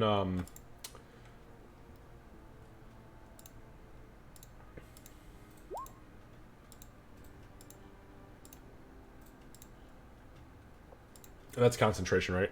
It is. Alright, can you give me just a little bit of... I don't think you've cast Bless before, right? Yeah, so... Oh, you did cast Bless no, before. It's alright. So Either way, just let us know what yeah. what does it look like. So she'll say, she'll actually grab the nugget and kiss it, and then she'll say, Garl, hear me pray, make this our lucky day. And then as that happens, like a little gold, sort of like a, I don't know, almost like fairy dust trail will go to all three of us. Nice. So with that, that's advantage on You get a attacks and saves? D4. You get to add a D4. D4. D4. D4. R.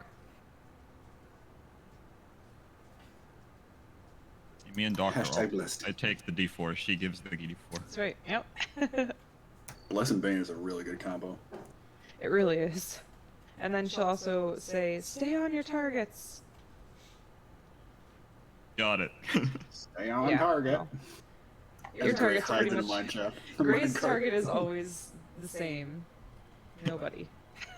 That hurts. Or himself, if he's casting certain spells.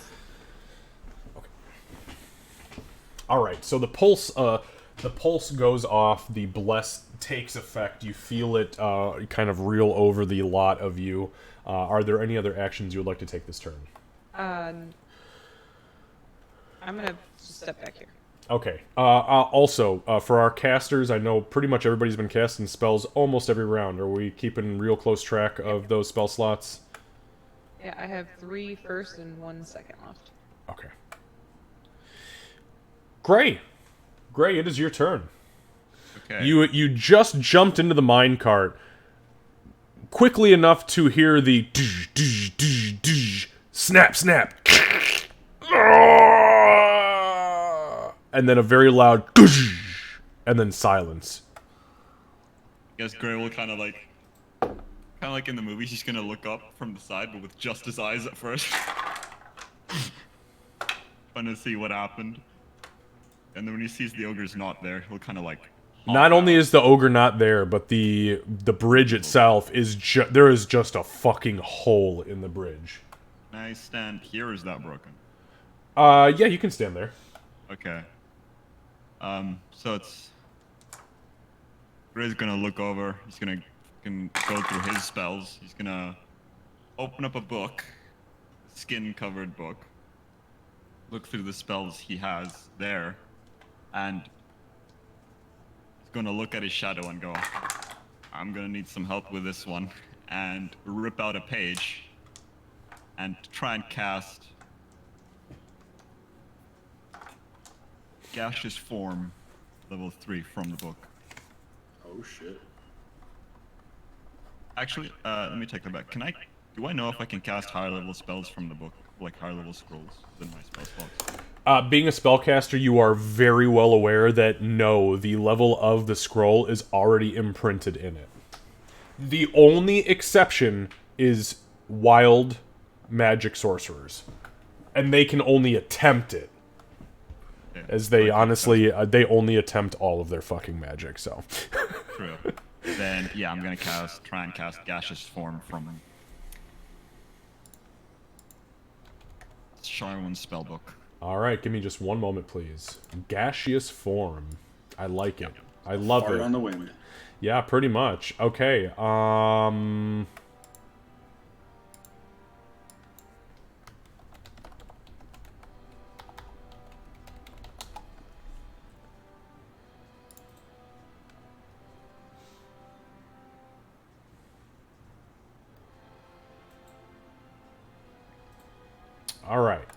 So, gaseous form is a sorcerer, warlock, wizard spell. So, give me a...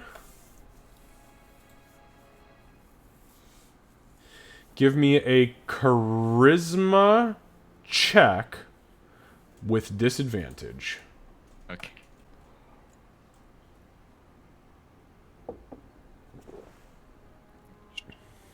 Okay, that's not great. I think that's gonna be the lowest. Yeah, if 8 is the lowest, then we're not looking Yeah, great. it's the lowest. Okay, it's too bad that 23 was good. So, you tear the scroll out, you unfurl it. As you do so, you begin to mutter your incantation. Lucy, what currently is your what's your bardic inspiration die? It's a D8. As you begin to read from the scroll furiously, you stumble over the first 3 verses of the spell, and you get yourself caught up. You look down and you see that your hands and your feet begin to dematerialize into this gaseous form, into this mist, but then start to rematerialize, and your hands look like claws. As you look down into the pit, you swear you see a shadow bubbling up from underneath where the ogre fell, and you hear...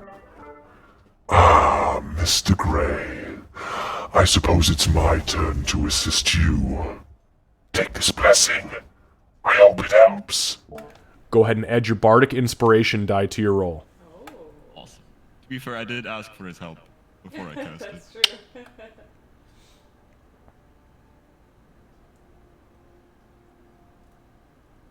He needs a 5. Oh. You were 1 short. No.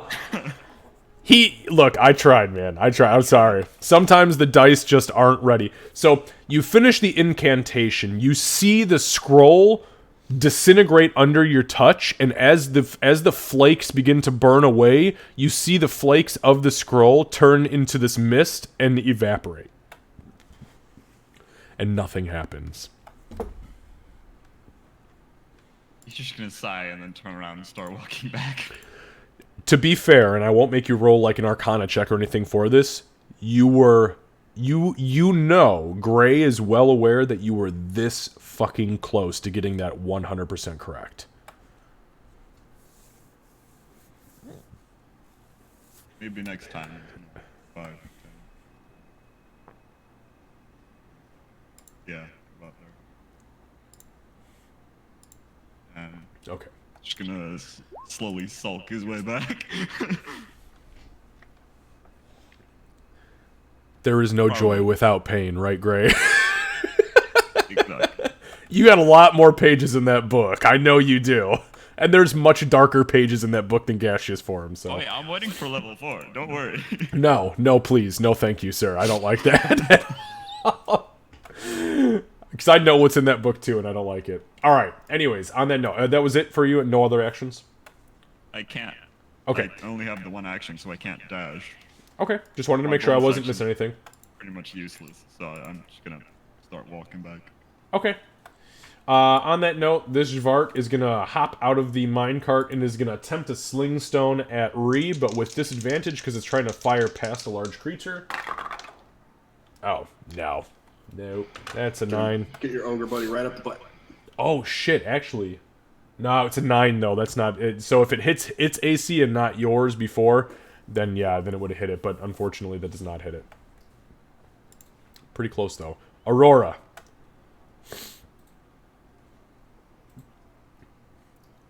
Sorry, I don't know why it's been laggy when I try and unmute.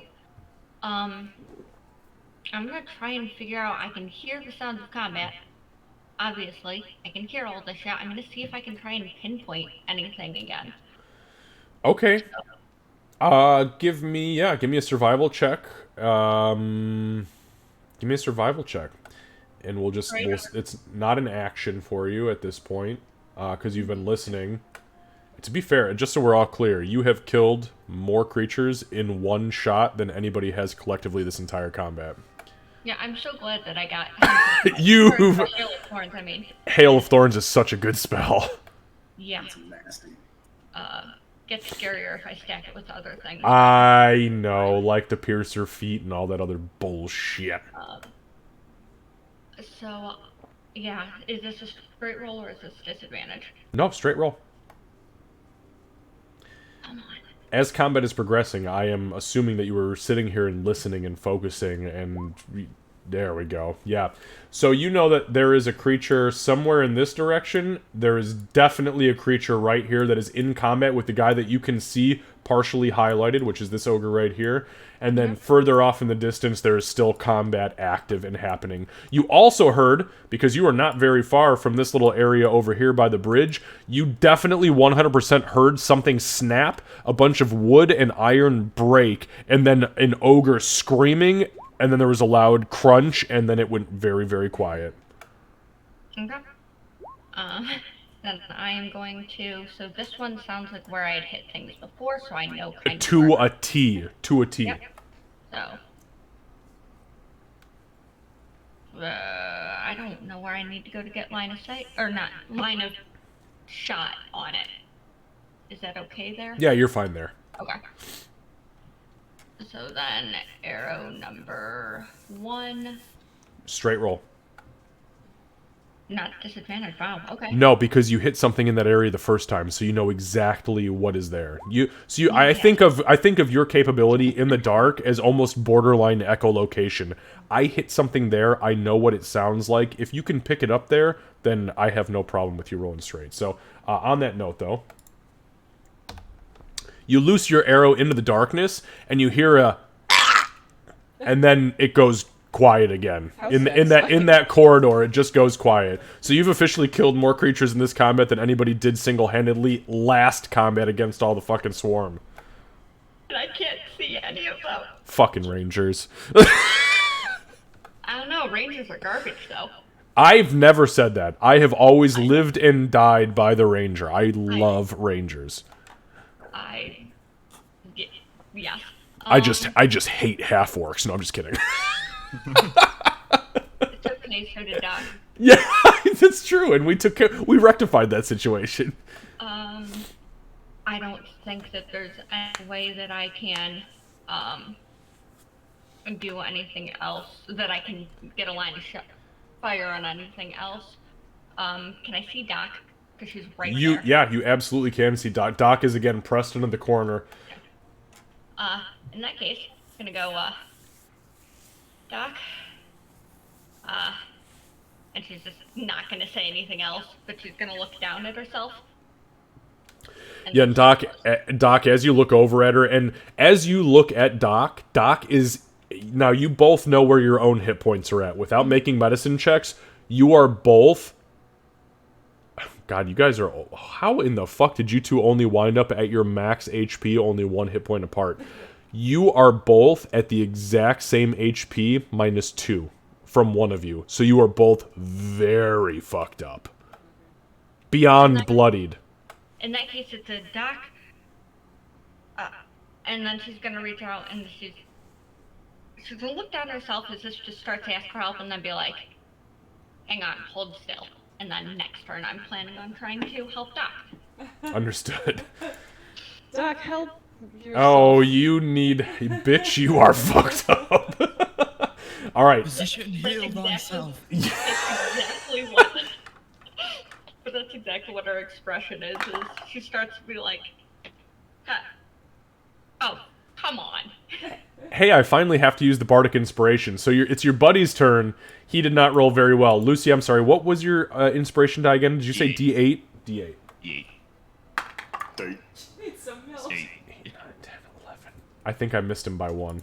Hang on. Are you kidding? Hang on. I think I missed him by 1. No! I hit him exactly! Fuck you and your 11 AC, bitch! Oh, that's awesome. The Bardic Inspiration came through just in a time of need. So Doc and Aurora, as you are looking at each other and talking to each other and like, oh, this is not a good situation, you hear the ogre rear back, swing, and as he's swinging, you hear him whistle the same beat, audibly, the same beat that Gray beats on his drum, and boy, does he fucking connect. For 12 points of damage. Not bad. 20, All right. Oh, the opposing ogre. He takes his swing at your friend. And that is a 7, 8, 9, 10. That is also a hit. Oh, no. It's 9, 10, for the same exact amount of damage. Good God. 19, 18, 17, 16, 15. Okay. Is he still standing? He is, yes. But it's because he was healed. Right. Gray healed him. No. No. Yeah, no, Gray did heal him. Right, Yes, he did. Oh, that's true. Yeah. And then Gray Doc- gave yeah, him that's healing hands, which healed him a shitload, and Yeah, then that's Doc came back and healed him as well. All right, Ree, you feel blessed. You look around you, and you've got this weird, glittery glow, and your nugget is vibrating ever so slightly. I love a good vibrating nugget. Oh my God. Okay. No, thank you, What man. else? Let's address the immediate concern here. No, thank she'll you. just turn around and try to kneecap this gentleman right here. This gentleman, this lovely gentleman. This. Excuse me, sir. Have you ever heard of the good one girl glitter gold?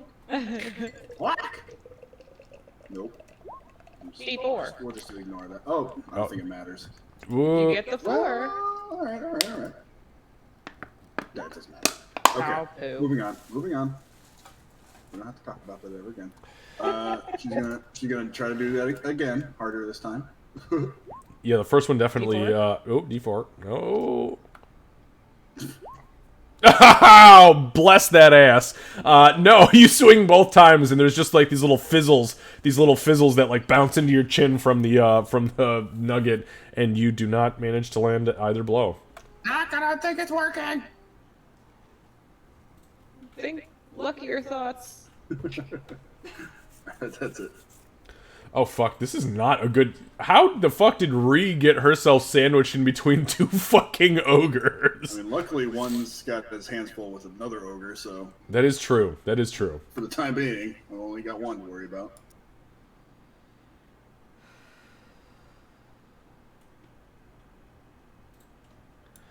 Alright, this guy moves over here, but he can't do shit. The ogre... Climbing over all the piles of bodies over there. There's a fuckload of them. The bolt thrower, the original bolt thrower guy, is going to swing down at Ree, and that is a 18 to hit. No. But... So 8 reduced is 4 points of bludgeoning damage. And that's it. That's his turn. Doc. Alright. Doc's gonna say, sorry, one sec. And then step over here, and I'm gonna close the wounds on him again. Oh, fuck. Okay. 6, 7, 8,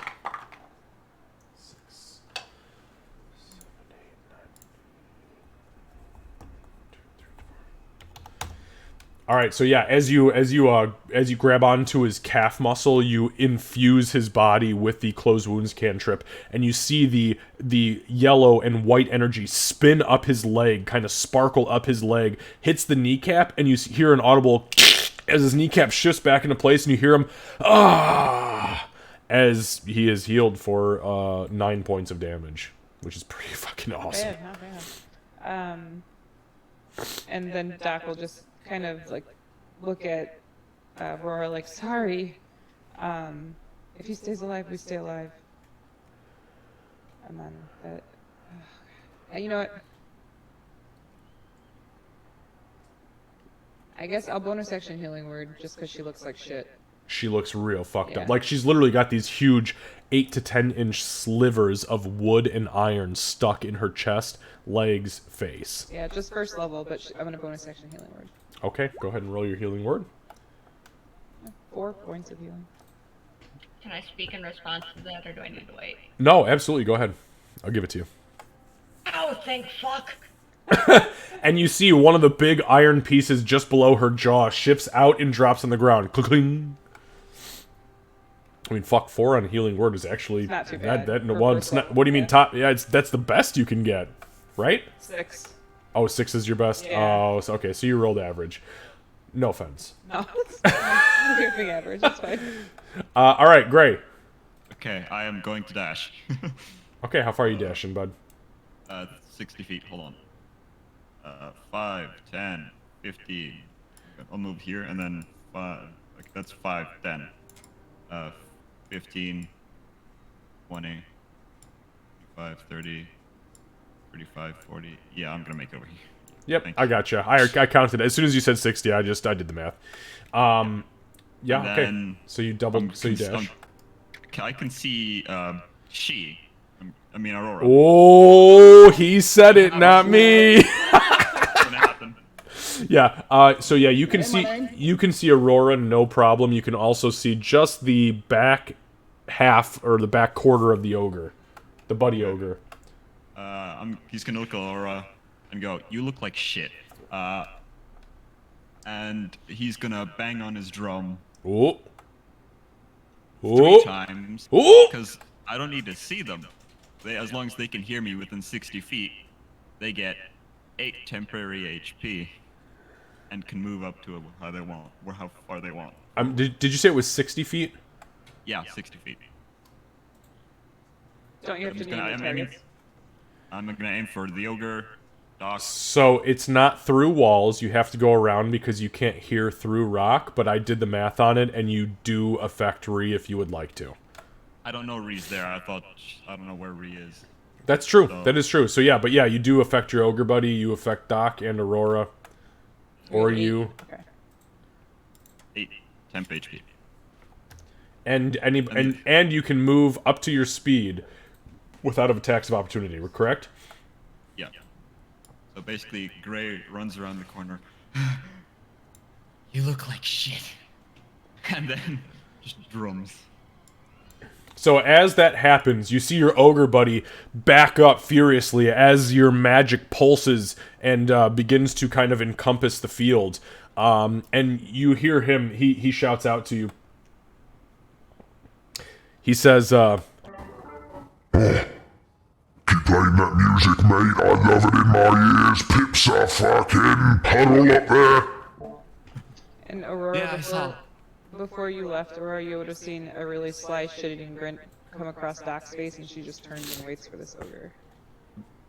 And as he rushes in at the end, before I end my turn, I'm gonna go, tricked an ogre. I think I got him. And then that's it. all right. So, and also, oh, go I ahead, think yes. Sorry, as Aurora's like bolting back to her minecart, she's not fleeing, but as she's bolting back to the minecart, she's one finger salute. You too. You're not running away. It's a tactical retreat. It's just getting to a better ranged position. That's all. Strategy. All right, so there's Xvart behind the bolt thrower ogre, slings a stone, whips it at disadvantage, and it misses. Hilariously enough, it fucking hits the ogre that is in front of it for 3 points of damage. Nice shot, dickhead. Which elicits a very audible Hey, watch your shot, you prick. from the ogre in front. All right, Aurora. Okay. Well, 5, 10, 15. Fucking ogre's in my way now. As a tactician, I will give you this little bit of information. It appears that that ogre moved into the light very intentionally.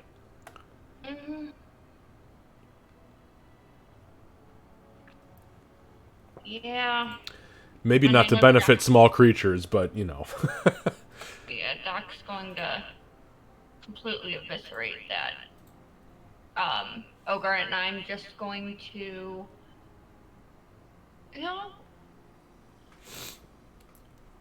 I'm gonna listen again and see if I'm aware of this one or anything Okay. else. Yep, give me a survival check. Because if I'm just gonna hold a hallway I can't even see, that's gonna. They keep filtering to the murder spot. Yeah, you 17 is easy. You hear the cackles and the chirps and the barks of the weird Xvart that definitely just entered that area again. Now, as a halfling, I can move through spaces that are, or occupied spaces of Correct. creatures larger than me. Yep. So I'm going to 5, 10, 15, 5, 20. That's 30, isn't it? To get just past the ogre. Let's see here. So it's 5, 10, 15, 20, I'm having 25. trouble. So yeah, you can either go here or here. And that's 30 exactly. Here or here. Okay, well, I'm not going to try and balance on a ledge. That is a very smart God, thing. that's putting me right in a bad tactical spot, but... Now, what I will also tell you though is that if you move behind this guy in the light, you can shoot past him no problem. And I can still shoot into the... Yes. Yeah, Okay. I would say you'd have to be, yep, right, you got it spot fucking on. That works.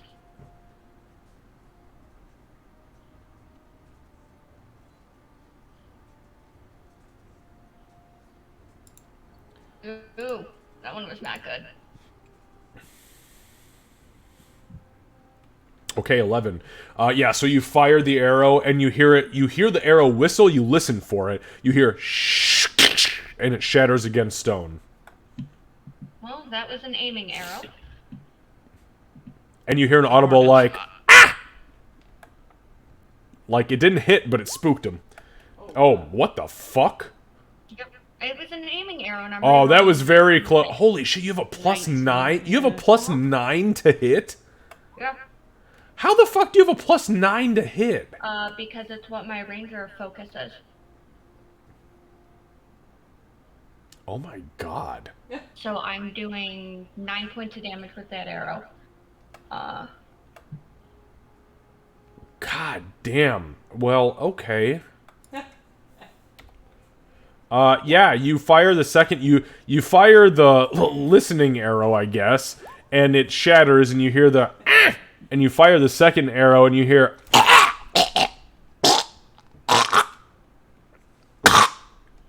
and then it stops. Yep. Yeah. My fighting style is the archery one. That gives me an extra +2 on top of all my, the fact I'm a dexterous little fucker and proficiency. Okay. Alright. Anything else? No, I'm pretty cool with what I've been doing with that hallway. Fair enough. Alright, big guy. Becoming a grease trap of blood. Yeah, absolutely. The big guy here, he rears back on his great club, and you see him standing in the torchlight very intentionally, and he's watching, and he is going to hold his action on anybody approaching him to swing down furiously. As that happens, this fucking guy steps into the light, and he is going to take his action to swing on him. And that is a hit.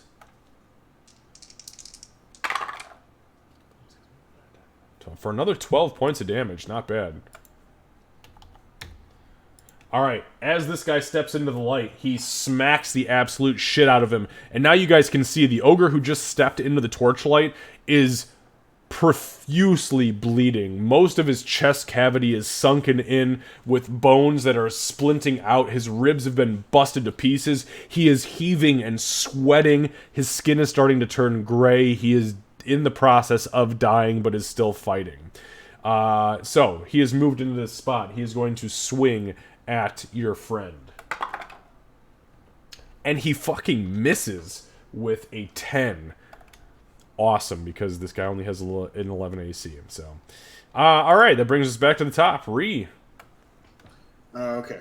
Ree will, fucking this nimbly, bambly little asshole is going to attempt to try to bring this guy down.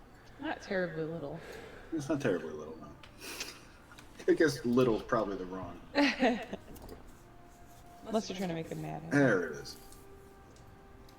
Okay, there we go. Oh, fuck. Sick of your dancing bullshit!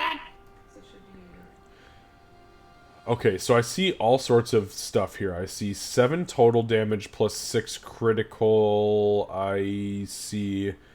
Oh god. It's I see 13 6... total because it's like my bullshit when I have all the dice. Ah, right. So Plus it's 2 for doubling range. it on the back end. Yes, and it's including that. I see the plus 2. Or the plus 5? Is it 5? No, roll 7. Rolling 7. 5 plus 2. Oh, I see it up there, yeah.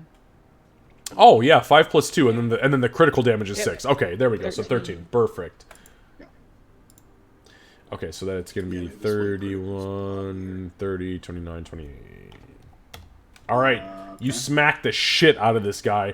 You see his right, or I'm sorry, let's see, you'd be hitting from the right to left. So the left femur snaps, and he buckles under his own weight, and he screams out, rearing back at you again, trying to hit you, but he does not falter. Okay, so now that he's a little bit closer to my level, I guess I'll try to get him under the chin with a second hit. Okay. Okay. Oh, fuck. Oh. Whoa. 28, that's 12, so that's... And is he looking bloodied at this point? Beyond bloodied, absolutely. He is fucked up. Bad. Like, real bad. That under the chin hit, as soon as the Morning Star came up, because it's piercing damage, right? Yeah. So it came up, and one of the spikes from the Morning Star hit inside of the soft spot in between the jawbones, pierced up, and as his eyes went wide, you could see it pierced his fucking tongue, came back out, and took 2 teeth with it. Gross. That is pretty gross. Alright, anything else, Ree? That's it. Alright. So, give me one moment. Oh, a 1% on the fight or flight roll. This fucking guy drops his club, stands up, turns around, and begins to run. Which one? The one fighting? The one immediately in front of you. Hold on.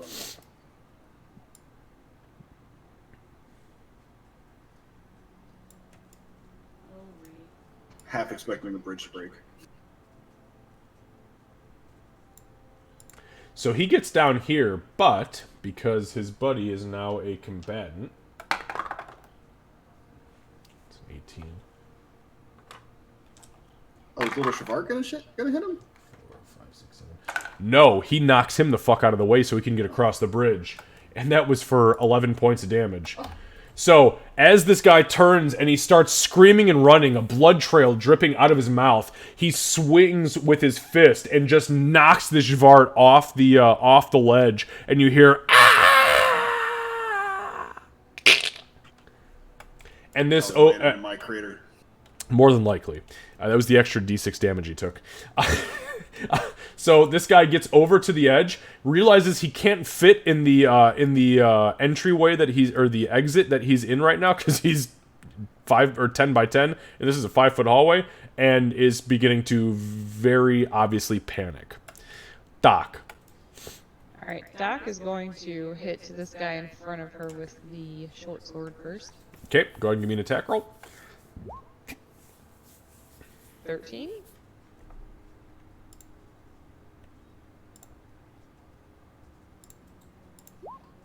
13 does hit. 11 points of piercing damage.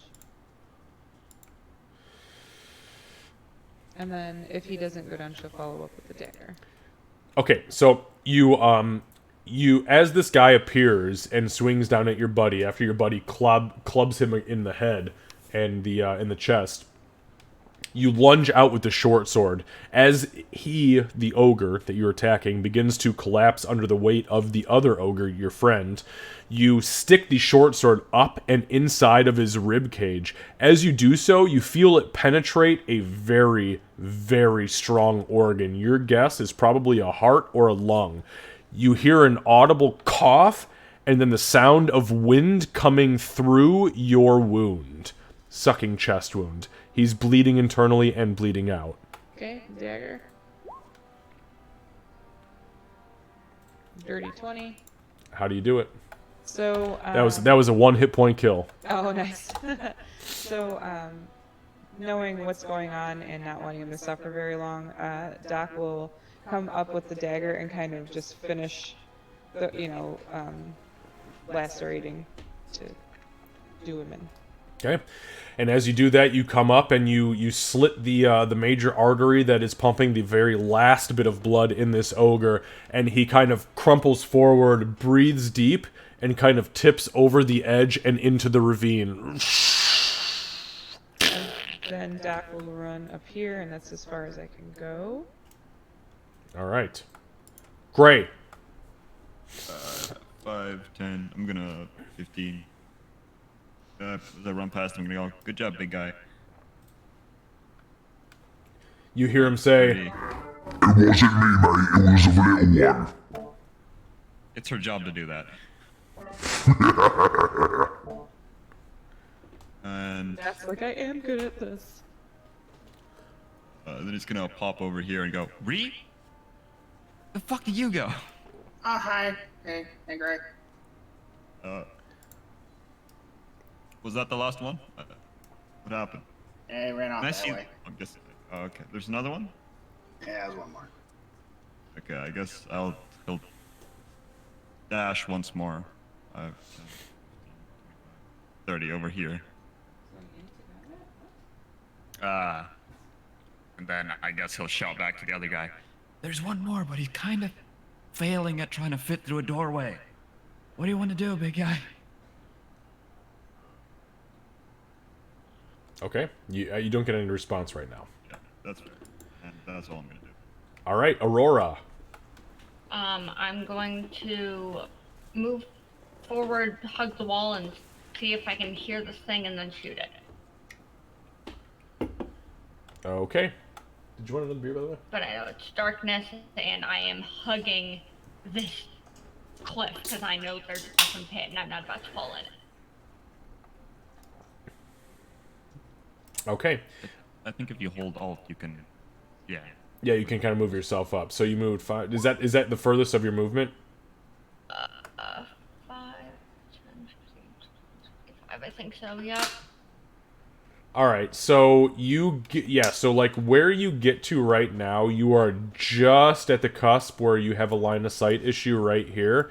Even if you were to fire, it's going to miss. You know that there is something over here because you can just make out the like shoulder and head of a creature that is furiously trying to get into something.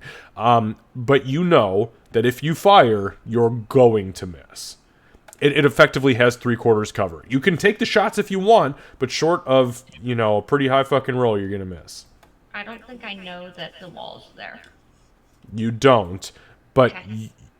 You do you.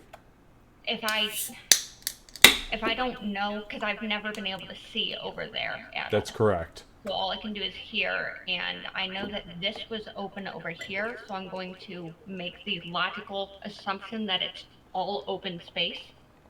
That I don't know for sure. Okay, so go ahead and, are you gonna fire then? Yep. I know Okay. it's a waste. It's gonna be a waste of arrows, but it's Not necessarily. Again, if you roll real fucking high, you can hit. So you're gonna make attack rolls. So you roll real fucking high. Yeah, it's normal attack rolls. They just have cover. That's all it is. So. Oh, not even disadvantage. Okay. Nope, not disadvantage. No, you rolled a great survival roll, so you can still pick up where it's at. Okay. Well, that is 18. not gonna click over. Apparently, there you go. That's funny. Even with the fucking 3/4 cover, it still hits. So you fire, and you feel yourself actually curve the arrow. The way you move your bow, you loose the arrow. You lose sight of the arrow, but once you can see again into the lighted area, you see your arrow all of a sudden appear. You see a spray of red across the wall, and you know you hit. Because there's a torch there, isn't there? Correct, yeah, it's right. Yep, you could... Actually, you know what? Oh, shit. Hang on a second. Yeah, you took out earlier because of the rock. Yeah, I did. I apologize. Sorry. Well, I'm going to. There you go. I'm going to try that again. Like, I've seen it on my screen this whole time. Didn't realize you guys couldn't. I apologize about that.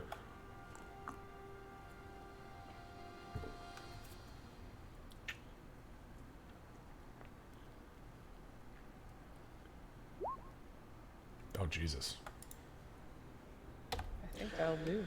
So, again, you see your first arrow hit. You twist the bow ever so slightly as you attempt to curve the arrow, and you feel it curve up and around. Again, you lose sight of it for a minute, and then you see it reappear. There's a spray of blood as you hear an audible gzz as the body of this ogre slams into the rock wall in front of it, and then slumps forward into the wall. Everything falls silent.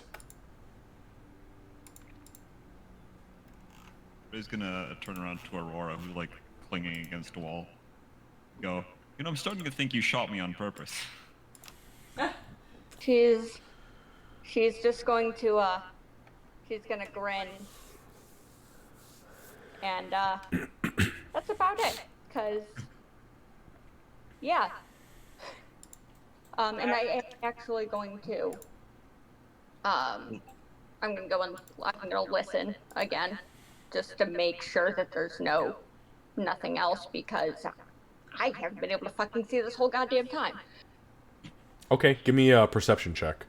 Oh, I did survival, sorry. It's the same bonus. Okay. As soon as there it is. Okay, so with your survival check, which is essentially a perception check, you hear nothing amongst your immediate vicinity, but down in the cavern, way down in this direction, if I don't know how far you're pulled out, you hear the audible sound of what, to you, sounds like the death rattle, like the very heavy, almost side breathing of a large creature. Then she's gonna... Did something... Is there one that way? Oh yeah, he fell down. I tricked him over a trap bridge. Well done. Doc will run straight over to Ree as soon as combat is over. Yeah, Ree just slumped against the wall at this point. Yeah. She's gonna run straight over and close wounds on her while she's hugging her and says, "I told you to stop falling into the abyss." I was very far away from the abyss when I fell into it somehow. That's I fair. don't know how that works. That's actually a really fair point. Close wounds.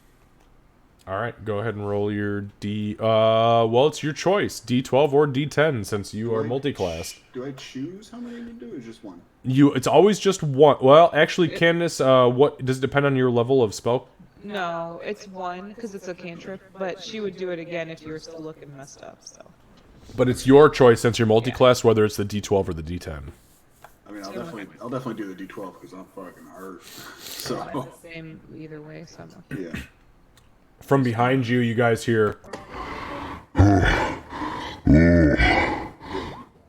fuck me, mate. Alright. We done here? Cause my head's kinda hurting, and I think I shit my spleen out. Think my liver's had a run 2 ways from Sunday, if you know what I'm saying. Doc will approach him and she'll use close wounds on him again. If you're able to will your body to heal yourself, that way you can get out. Fuck yeah, thank you. Oh, it feels so good. And he will take the D10. I'm gonna, at this point, recast light on, I guess, myself. Alright, noted. Doc That's will go- that's a 20-foot radius, correct? I think it's bigger. Let me make sure. Doc will go straight back It is to a 20-foot radius. You are correct. Yay, I'm right. Okay. Alright, so with that, there is this flash of brilliant light and... 20 more in dim light. oh, perfect. She'll do close wounds on Ree until Ree tells her to stop, pretty much. Okay. You all look like shit. And then she's gonna cast it on herself. Two more would be fine, and then she'll be good. That's better.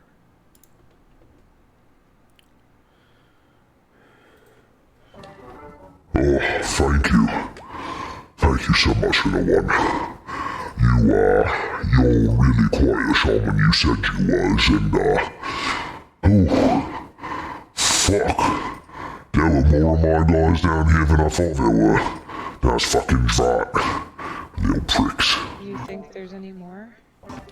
Fuck if I know, I just bashed in the head of a couple of my boys. I didn't actually see any of the blueprints, but I heard them screaming. You did real good, everyone. Real good. Hey, is this one? And Ree will point to the one she killed. Was this one the anointed one you're talking about? Yeah, that fucking prick.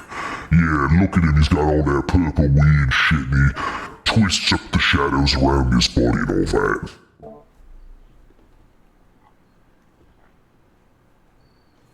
And Ree will kind of approach his body and just kind of like, just kind of pat him a little bit. And like, sorry, I had to do that. You're a little shithead. Sorry. Nah, fuck that, Gabbo. We should eat him. Come on, we can cook him over a fire. No. See all this purple shit? I don't think it's good to eat. Nah, fuck it, that's why we got the fire. We burn it off first, and then we just consume him. It might be a little deeper than typical disease. This is like booyah cursed shit. Yeah. Oh, fuck. This is otherworldly, Booyah can actually do that? otherworldly booyah. Yeah. Oh, fuck. Yeah, I don't know. Alright. Have you eaten these purple shits before? Well, I would say don't tell anyone, but to be quite frankly, there's nobody here to tell, so yeah, I ate 3 of them. Do they have the purple veins? Yeah. Fuck no, they were those little pricks you killed at the bridge. I picked them up off a holder and just, stuffed them in my sack. Well, you have to survive. There's no point in them going to waste, right? Yeah, that doesn't really. Just as long as I didn't have that purple shit. That's fine. Are you familiar with how far back this goes? The tunnels and everything? Yeah, it's across the bridge up here, straight ahead, and then, down just a little bit, and that's where that prick was holed up. Okay. Why don't we go check that out? Make sure that we've actually cleared this out, and then we can get back to the surface. Doc, before you, do that, can you, I can't reach some of the spikes that Doc will walk over and just start closing wounds on him. Yeah. Okay, but on a serious note, just let us know how many closed wounds you do, because it all does cost Yeah, resources. make sure that's what I was, yeah, like she'll do it, and if you're still looking bloodied, she'll do it, and, until you tell her to stop, so.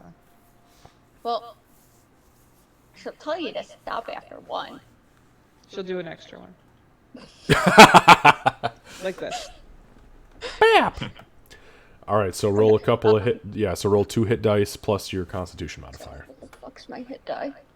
I believe Go to it's short rest. I believe it's D8, but yeah, do the short rest then, because Thank you. I don't play D&D, I just run it.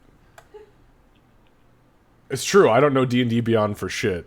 If you click the slots, then you can hit roll hit die, and it'll just do it for you, like 2d8, whatever. Yeah. There you go. Oh shit, that's not bad.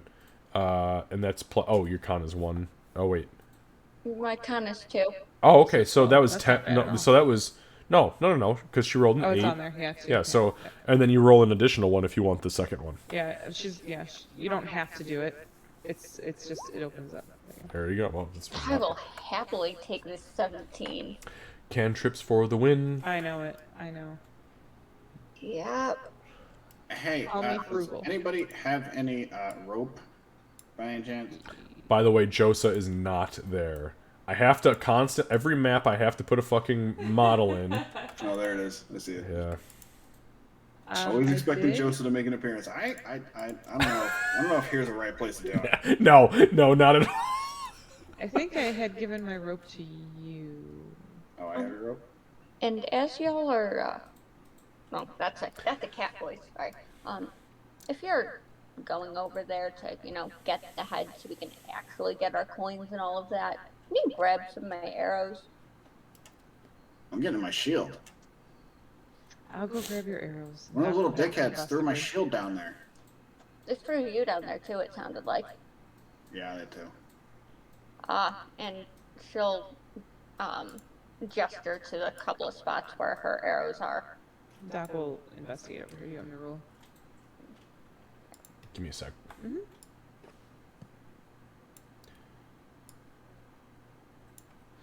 All right. So as you run around the corner, Doc, you can see in here, just very quickly, I'm just going to give you a little bit of information. So in this spot, down here, where you can see the ping. So down here, you can see that there is a small room, a small alcove. Well, it's not really as small as it seems. There's a small outcropping, we'll call it, as far as the mountain is concerned. It appears that at some point in time, this was intended to be a spot of refuge for the dwarves when they were down here mining, because there are some pleasantries, including a couple of pits that were very obviously dug for toilets, and there's a small water basin. However, since the Xvart took control, you also see that down here there is a shrine of sorts. The shrine, which is back here, if you can see the ping there, which is next to a torch that is burning on the wall. The shrine in itself appears to be made of multiple dwarven limbs, still in the process of rotting, meaning there is still meat on the bones. Most of these bones, or most of these limbs, have been eaten away, but there is still meat on them. And they are set into the top of what appears to be on this little shrine, a crown. So you see like leg bones, arm bones, finger bones, femurs, ribs, all broken out, still partially rotting meat but semi-chewed into what appears to be a crown along the top of it. And it is full of just shit underneath it, including what appears to be some form of treasure.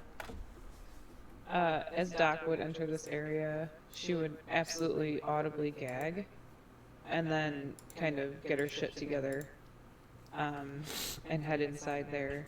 Okay, and I'm sorry, you said you were gonna investigate the area. Yeah, is I'm that gonna right? investigate as well. So and go ahead and give me an investigation check just Okay. before we go any further. She would have cast guidance on herself too, knowing how exhausted she is right now. I guess while she's doing that, Oh, nat 1. Gray would kind of turn to Aurora and go, "Well, we've got heads together." So the Well, you do it. Sorry.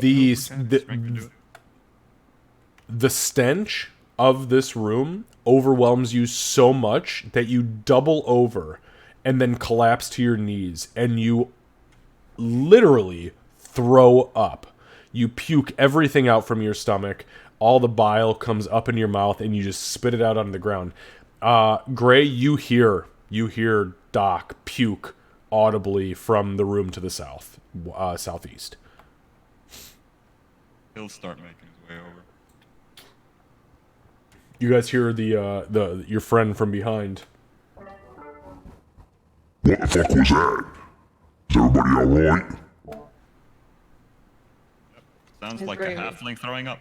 I mean, gnome throwing up. As Gray approaches, Doc would be trying to get it together, but she'll have tears just streaming down her face, and she'll be turned away from the shrine. I think as Gray walks in, he sees that and go, "Oh shit, that's nasty." Reminds me of the orc camp. Oh. Doc will say, "We need to dismantle it and bury it." I am not touching that. I'll do it. Gray, since you were in here, give me an investigation check, please, sir.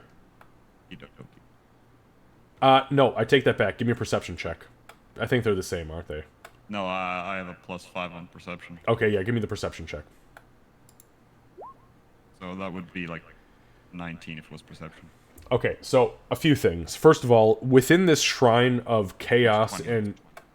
Okay, within this shrine of chaos and shit and ass-hattery and nonsense, you see a ton by a ton, I mean at least a half dozen wooden medallions that are inlaid with iron and platinum with the dwarven runes that spell out the letters U period H period hung on this bone altar, or on this bone tower, essentially is what it is. It's like a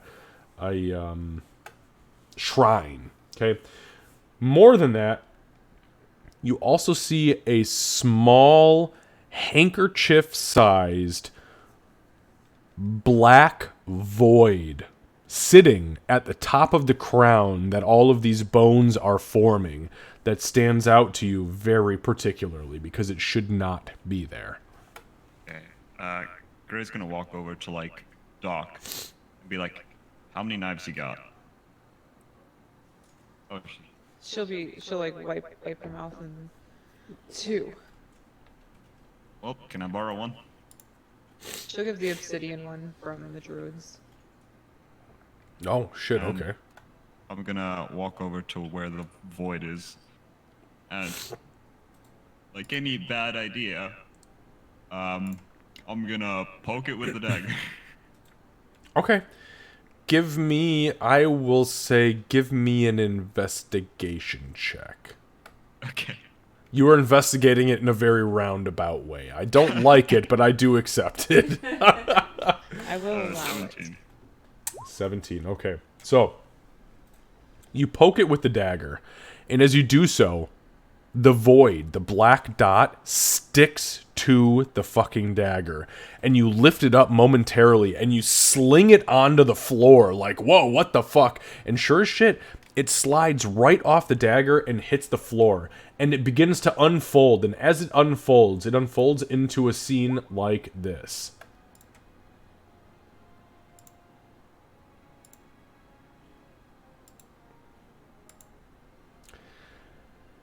It unfolds, and as the hole unfolds, you see inside of it, which is just blackness around the edges. Inside is nothing but coin and treasure.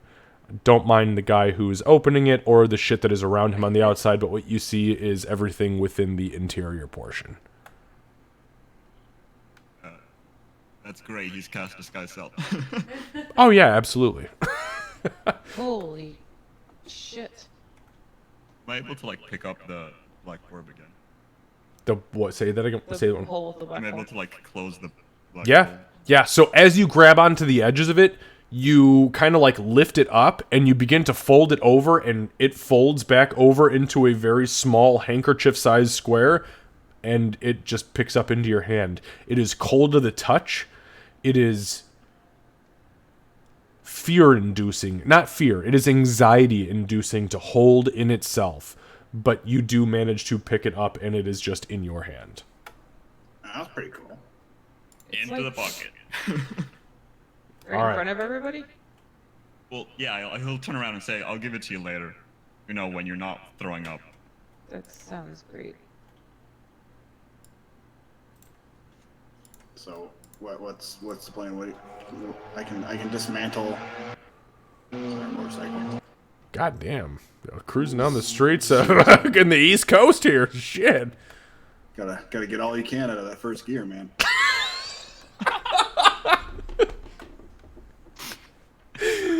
Big beat, no speed. Yeah. Oh, damn, kids. So yeah, we will approach the corpses and such, and she'll start to see how she can dismantle them if she can, or take the whole shrine apart. Doc will try to do one of these to go over and help if she can stomach it. Okay, so why don't we do this? Make an investigation check with advantage because Doc is helping you. Okay. Am I able to like, without touching the thing or anything, am I able to take off the medallions? Yes, you are. Yeah, those. Nice. Yes, yep. That is easily enough done. So, Lucy, you have gained 6 wooden medallions that are inlaid with iron and platinum with the dwarven runes U period H period imprinted upon them. Okay, I'll just add that as a custom item. Okay. All right. So let's see. We got a 12 and a 7. You know what their weight is? They are a quarter pound each. So between the 6, it's a pound and a half.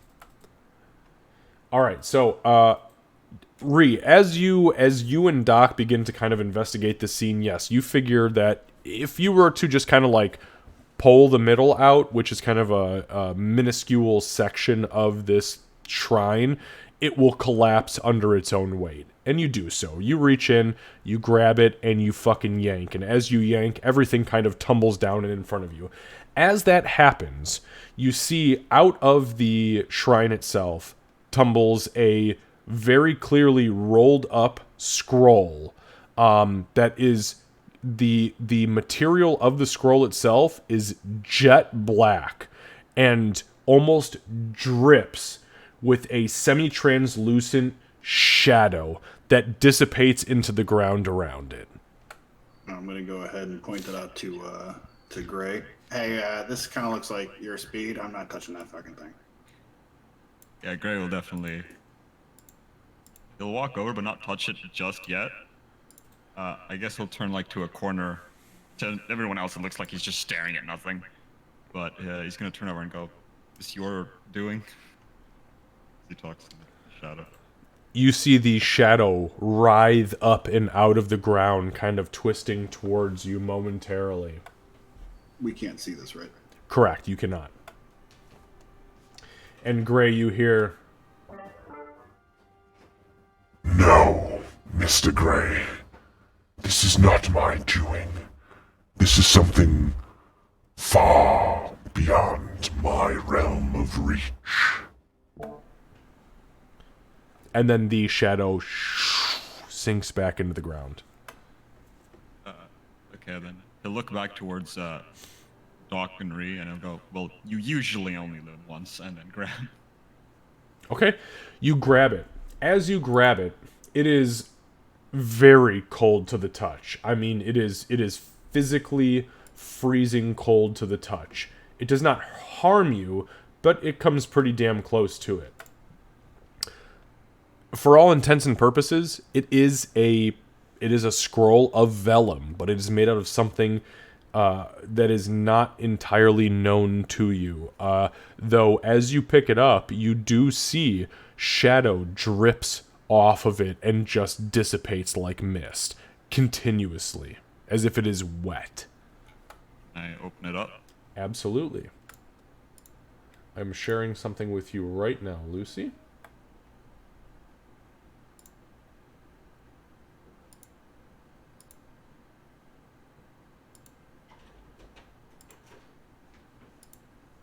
There you go, buddy. As you unfurl the scroll, you all hear an audible ah. It grows quiet, and then you see as Gray is unfurling the scroll, this liquid shadow just begins to pour off of it. Not in a waterfall sense, but in a light trickle. And before it even hits the ground, it dissipates into a shadowy mist. I'll just kind of sigh and close. You sure we should be carrying that thing around? If we'll find out. It should be fine. It's just a scroll for now. If it would have done something, it'd probably done something already. And just to be clear, between you and I, Lucy, it was very obvious that you just could not understand the language it was written in. Yeah. Okay. Just gibberish. I'll figure it out later. Alright. Just be careful with that shit, man. I know all kinds of weird booyagas about these days. Well, if there's anyone that'll know anything about it, it's probably me. In our group, at least. Or Xavier. I said in our group. You rang? think- Oh, sorry. Do you think our new runesmith guy would have any idea? Nice. I want to take the medallions to him, but I don't think he'll know this. Doc's gonna try to see what she can do as far as digging holes to be able to put the various pieces. Is this all cut stone in here, or is it actually like dirt floors? Or... Nope, it is all cut stone. It is? Okay. Yep. So I mean, if you want to try, I mean, you wait, especially you, Ree. Doc, you're a gnome too. I mean, you grew up around gnomes. It's gonna take a very long time to dig into this portion, to bury these pieces. In that case, do we have Any, like tarps or anything around here? yeah Any, something like... to just at least cover them up so they can get a proper burial? So as you look around the room, there are like bedrolls. Not many of them, but there are a couple of bedrolls. There are a couple of like leather blankets and just, you know, raw leathers that you could easily cover all of the obvious dwarven. I'm going to use this word, and I don't know if it's real, but bonery. So the word boning is real, and that is actually what goes inside of corsets. But yeah, it's the boning of these dwarves, I guess. Okay, yeah, so I'll do what I can with tearing up the bedrolls and stuff to try to wrap the body parts and leave them in a respectful manner. So that way when we Try go to like back, puzzle piece these guys together. Easily done.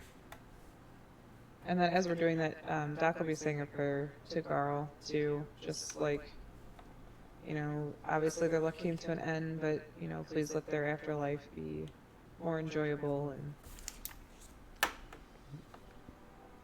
Okay.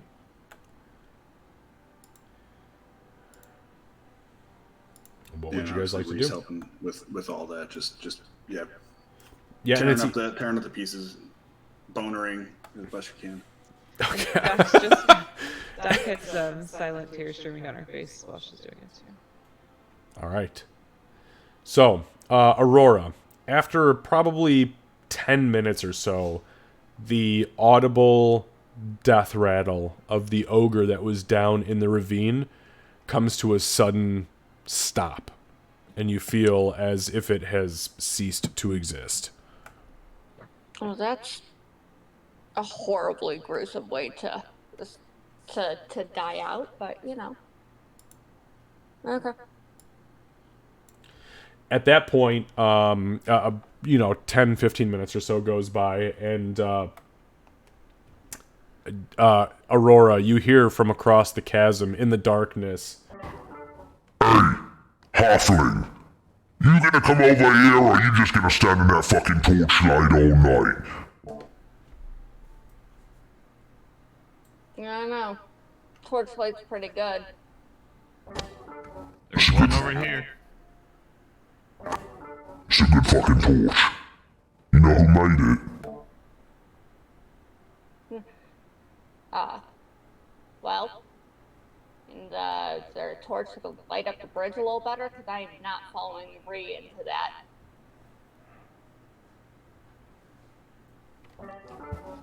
Halfling, do you need me to come back across that bridge and hold your hand to lead you back across here? Cause I'll fucking do it.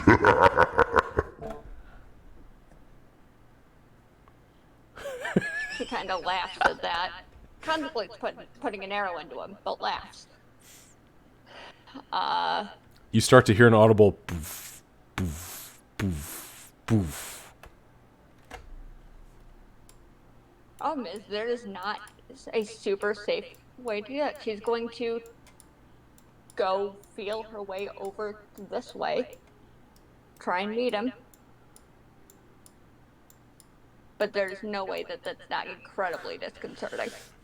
It is horrifically disconcerting, but you feel the pressure and the vibrations in the ground of this big, smelly, ugly-ass ogre approaching you, and you hear, It's alright, little one. Here, give me your hand. You saw me through a lot. Your friends saw me through a lot.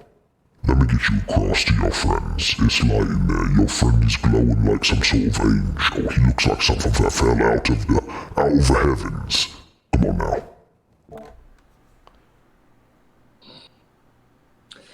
She has a moment of, I'm never going to speak of this again. Yeah.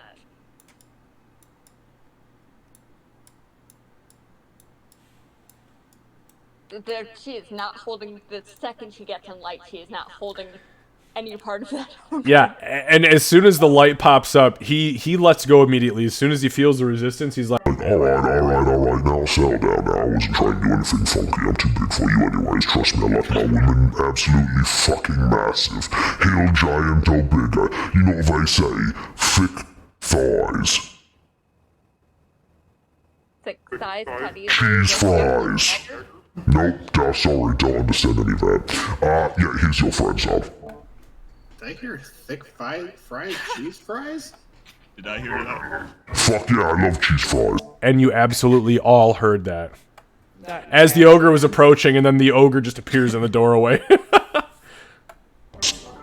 Hey, I found your friend. She's right here.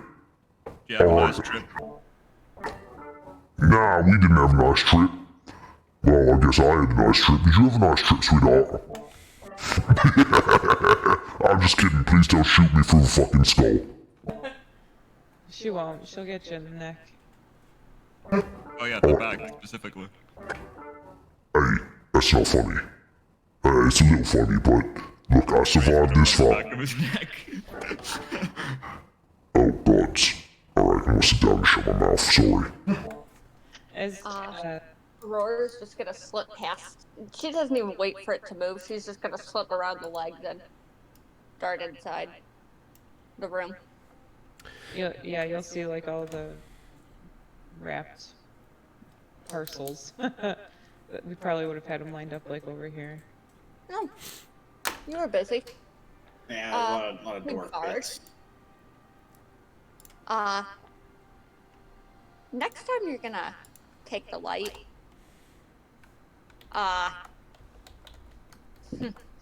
She'll just kind of leave that. She'll just let that hang.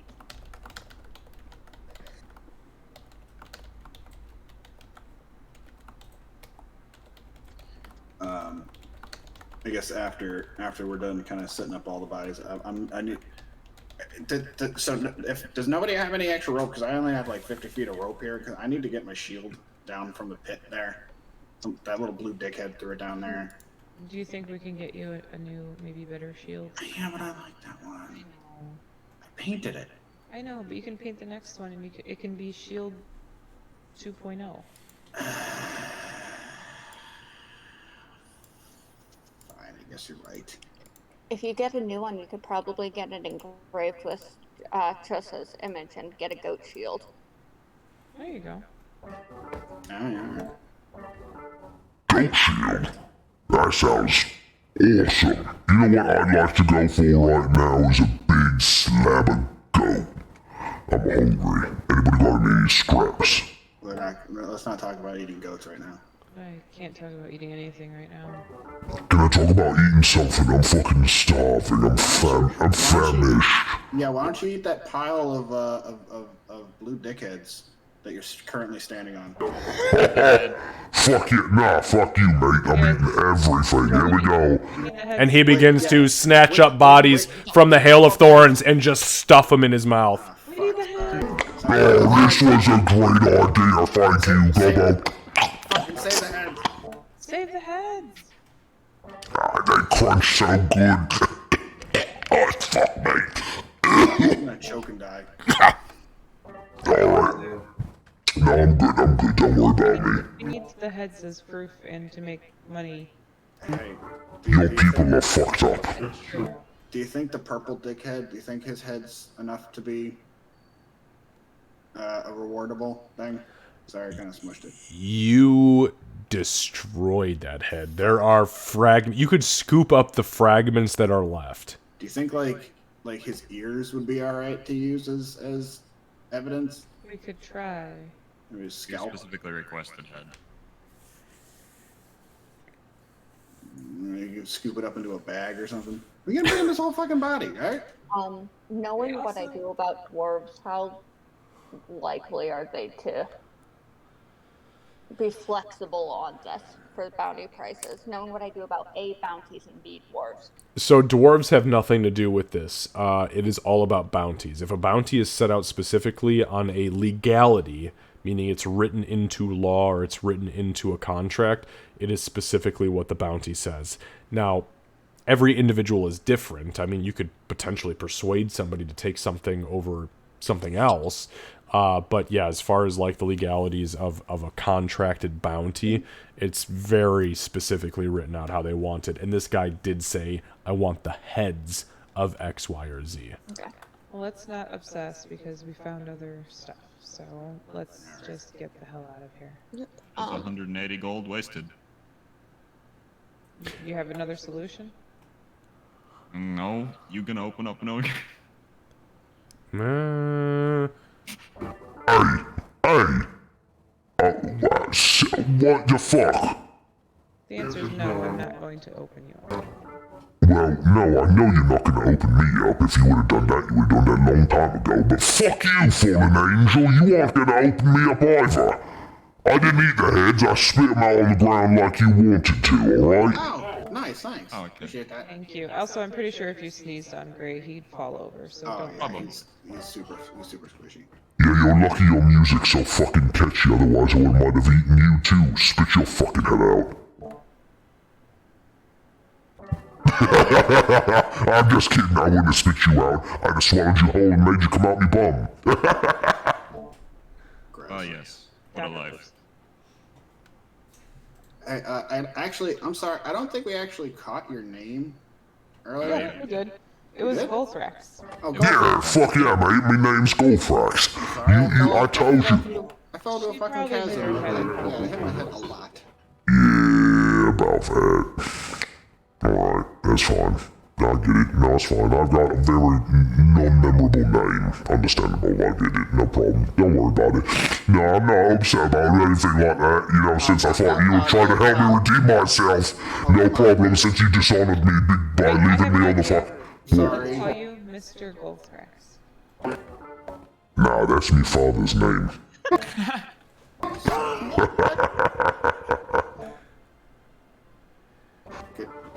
Like Sir Galthax, like a knight? Can we do something like that? Oh, that's fucking nasty. You think I come from Port Sindri and Port Whirling or fucking Elmcar? No, I don't want to be a knight of any realm. I'm an ogre. I want to live in the mountains and just eat skulls all day long because people keep telling me not to. And shit like that. I also like cheese and fine wine. Maybe we'll get you some cheese. You've had fun, what? I took it off a couple of people whose heads I ate, yeah, but didn't get me real drunk. It wasn't until I drank that firebelly shit from the dwarves. Let me tell you something.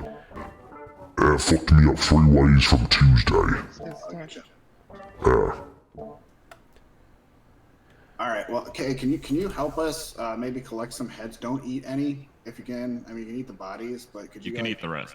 You can eat the rest of it. But That'd make it easier on us, actually. yeah. That'd be super helpful. Let me have a seat for a minute, get my shit together, and then yeah, maybe we can work something out. Does that sound good to you? Yeah, alright, that sounds good. All right.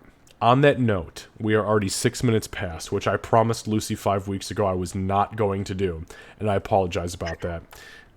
So, we are going to end here for tonight, and we will pick up next week with the loot collection, investigation, and all that, and then we will hopefully make our way back to the surface. I mean, fuck, you guys do whatever you want, I guess, right? Yeah. How are you going to explain? I want you to think this week. How the hell are you going to explain an ogre coming back to the surface with you? I already figured it out. Nope, never mind. She's got it. Yes, Cat. My only question is so that mostly so I don't take up more time next time with it, is I'm just going to end up wanting to search for any arrows that are possible to be found. And my daggers and that ogre. Okay, let me make a... To do those now or later. No, we won't do them right now. Let me just take a note of it right now, and we'll start the session immediately with those rolls. So it's going to be... I'm sorry, it was arrow... Well, I knew it's arrows from Cat, and then two daggers. and an ogre that was over. So the ogre that was hit with those dropped into the pit below you. So I'm just going to leave it with that. Yeah, I have actually notes on all of this stuff that fell into the pit, so...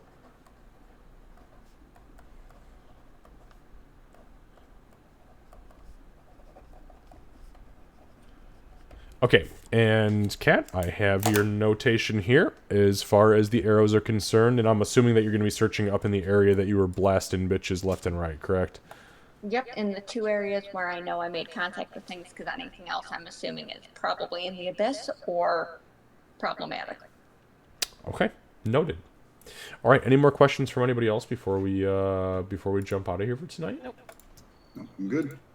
All right. Excellent session. Well done. There was a couple times because it's funny. Not all of you guys can't all see each other's HP or the monsters, but I can see everybody's on mine. And I'm not gonna lie, I was sweating for about 45 minutes tonight on Like- 3/4 of your hit points. Gray was the only person I wasn't worried about. Yeah. Because Gray was the only person not getting slapped to shit. So. I think I got down to 3 at one point.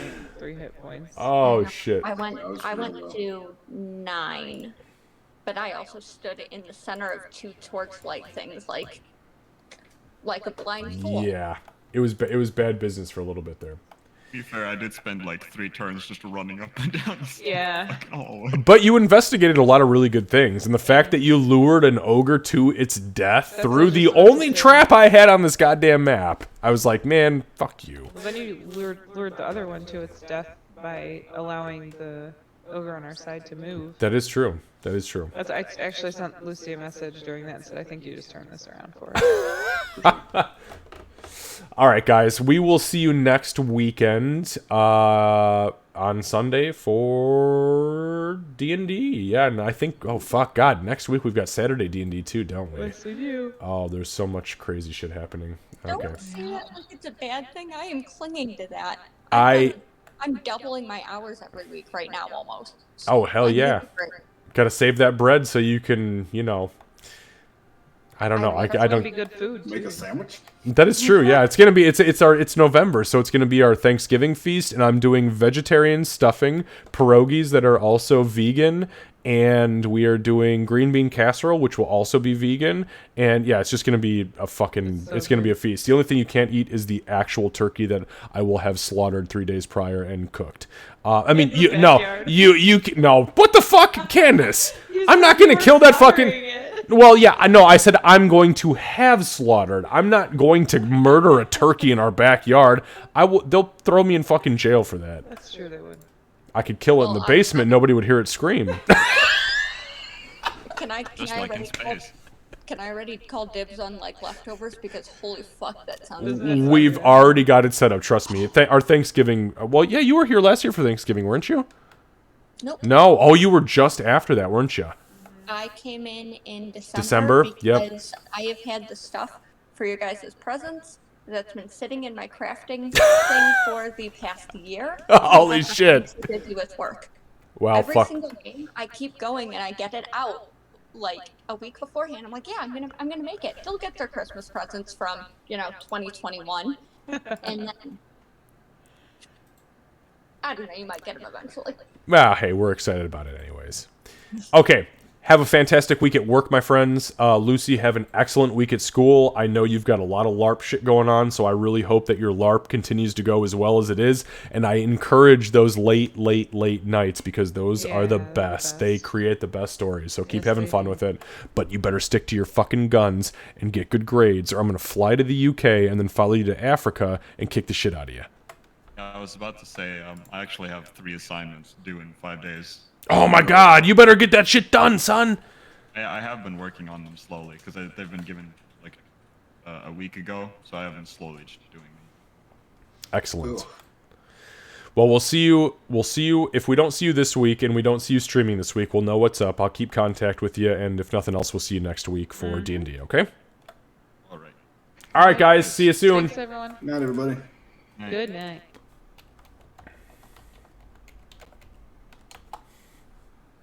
All right. Believe it or not, guess who we're raiding tonight? Seru. I'm bringing the fucking heat, whether he likes it or not. All right, guys. Here we go. We are going to be raiding in about 10 seconds. I have to pee really bad, so I'm going to probably bail as soon as that happens. But thank you very much for hanging out. I appreciate y'all for being here. And yeah, that is that. We're going to be out in 5, 4, 3, 2, and 1. Thank you, Rose.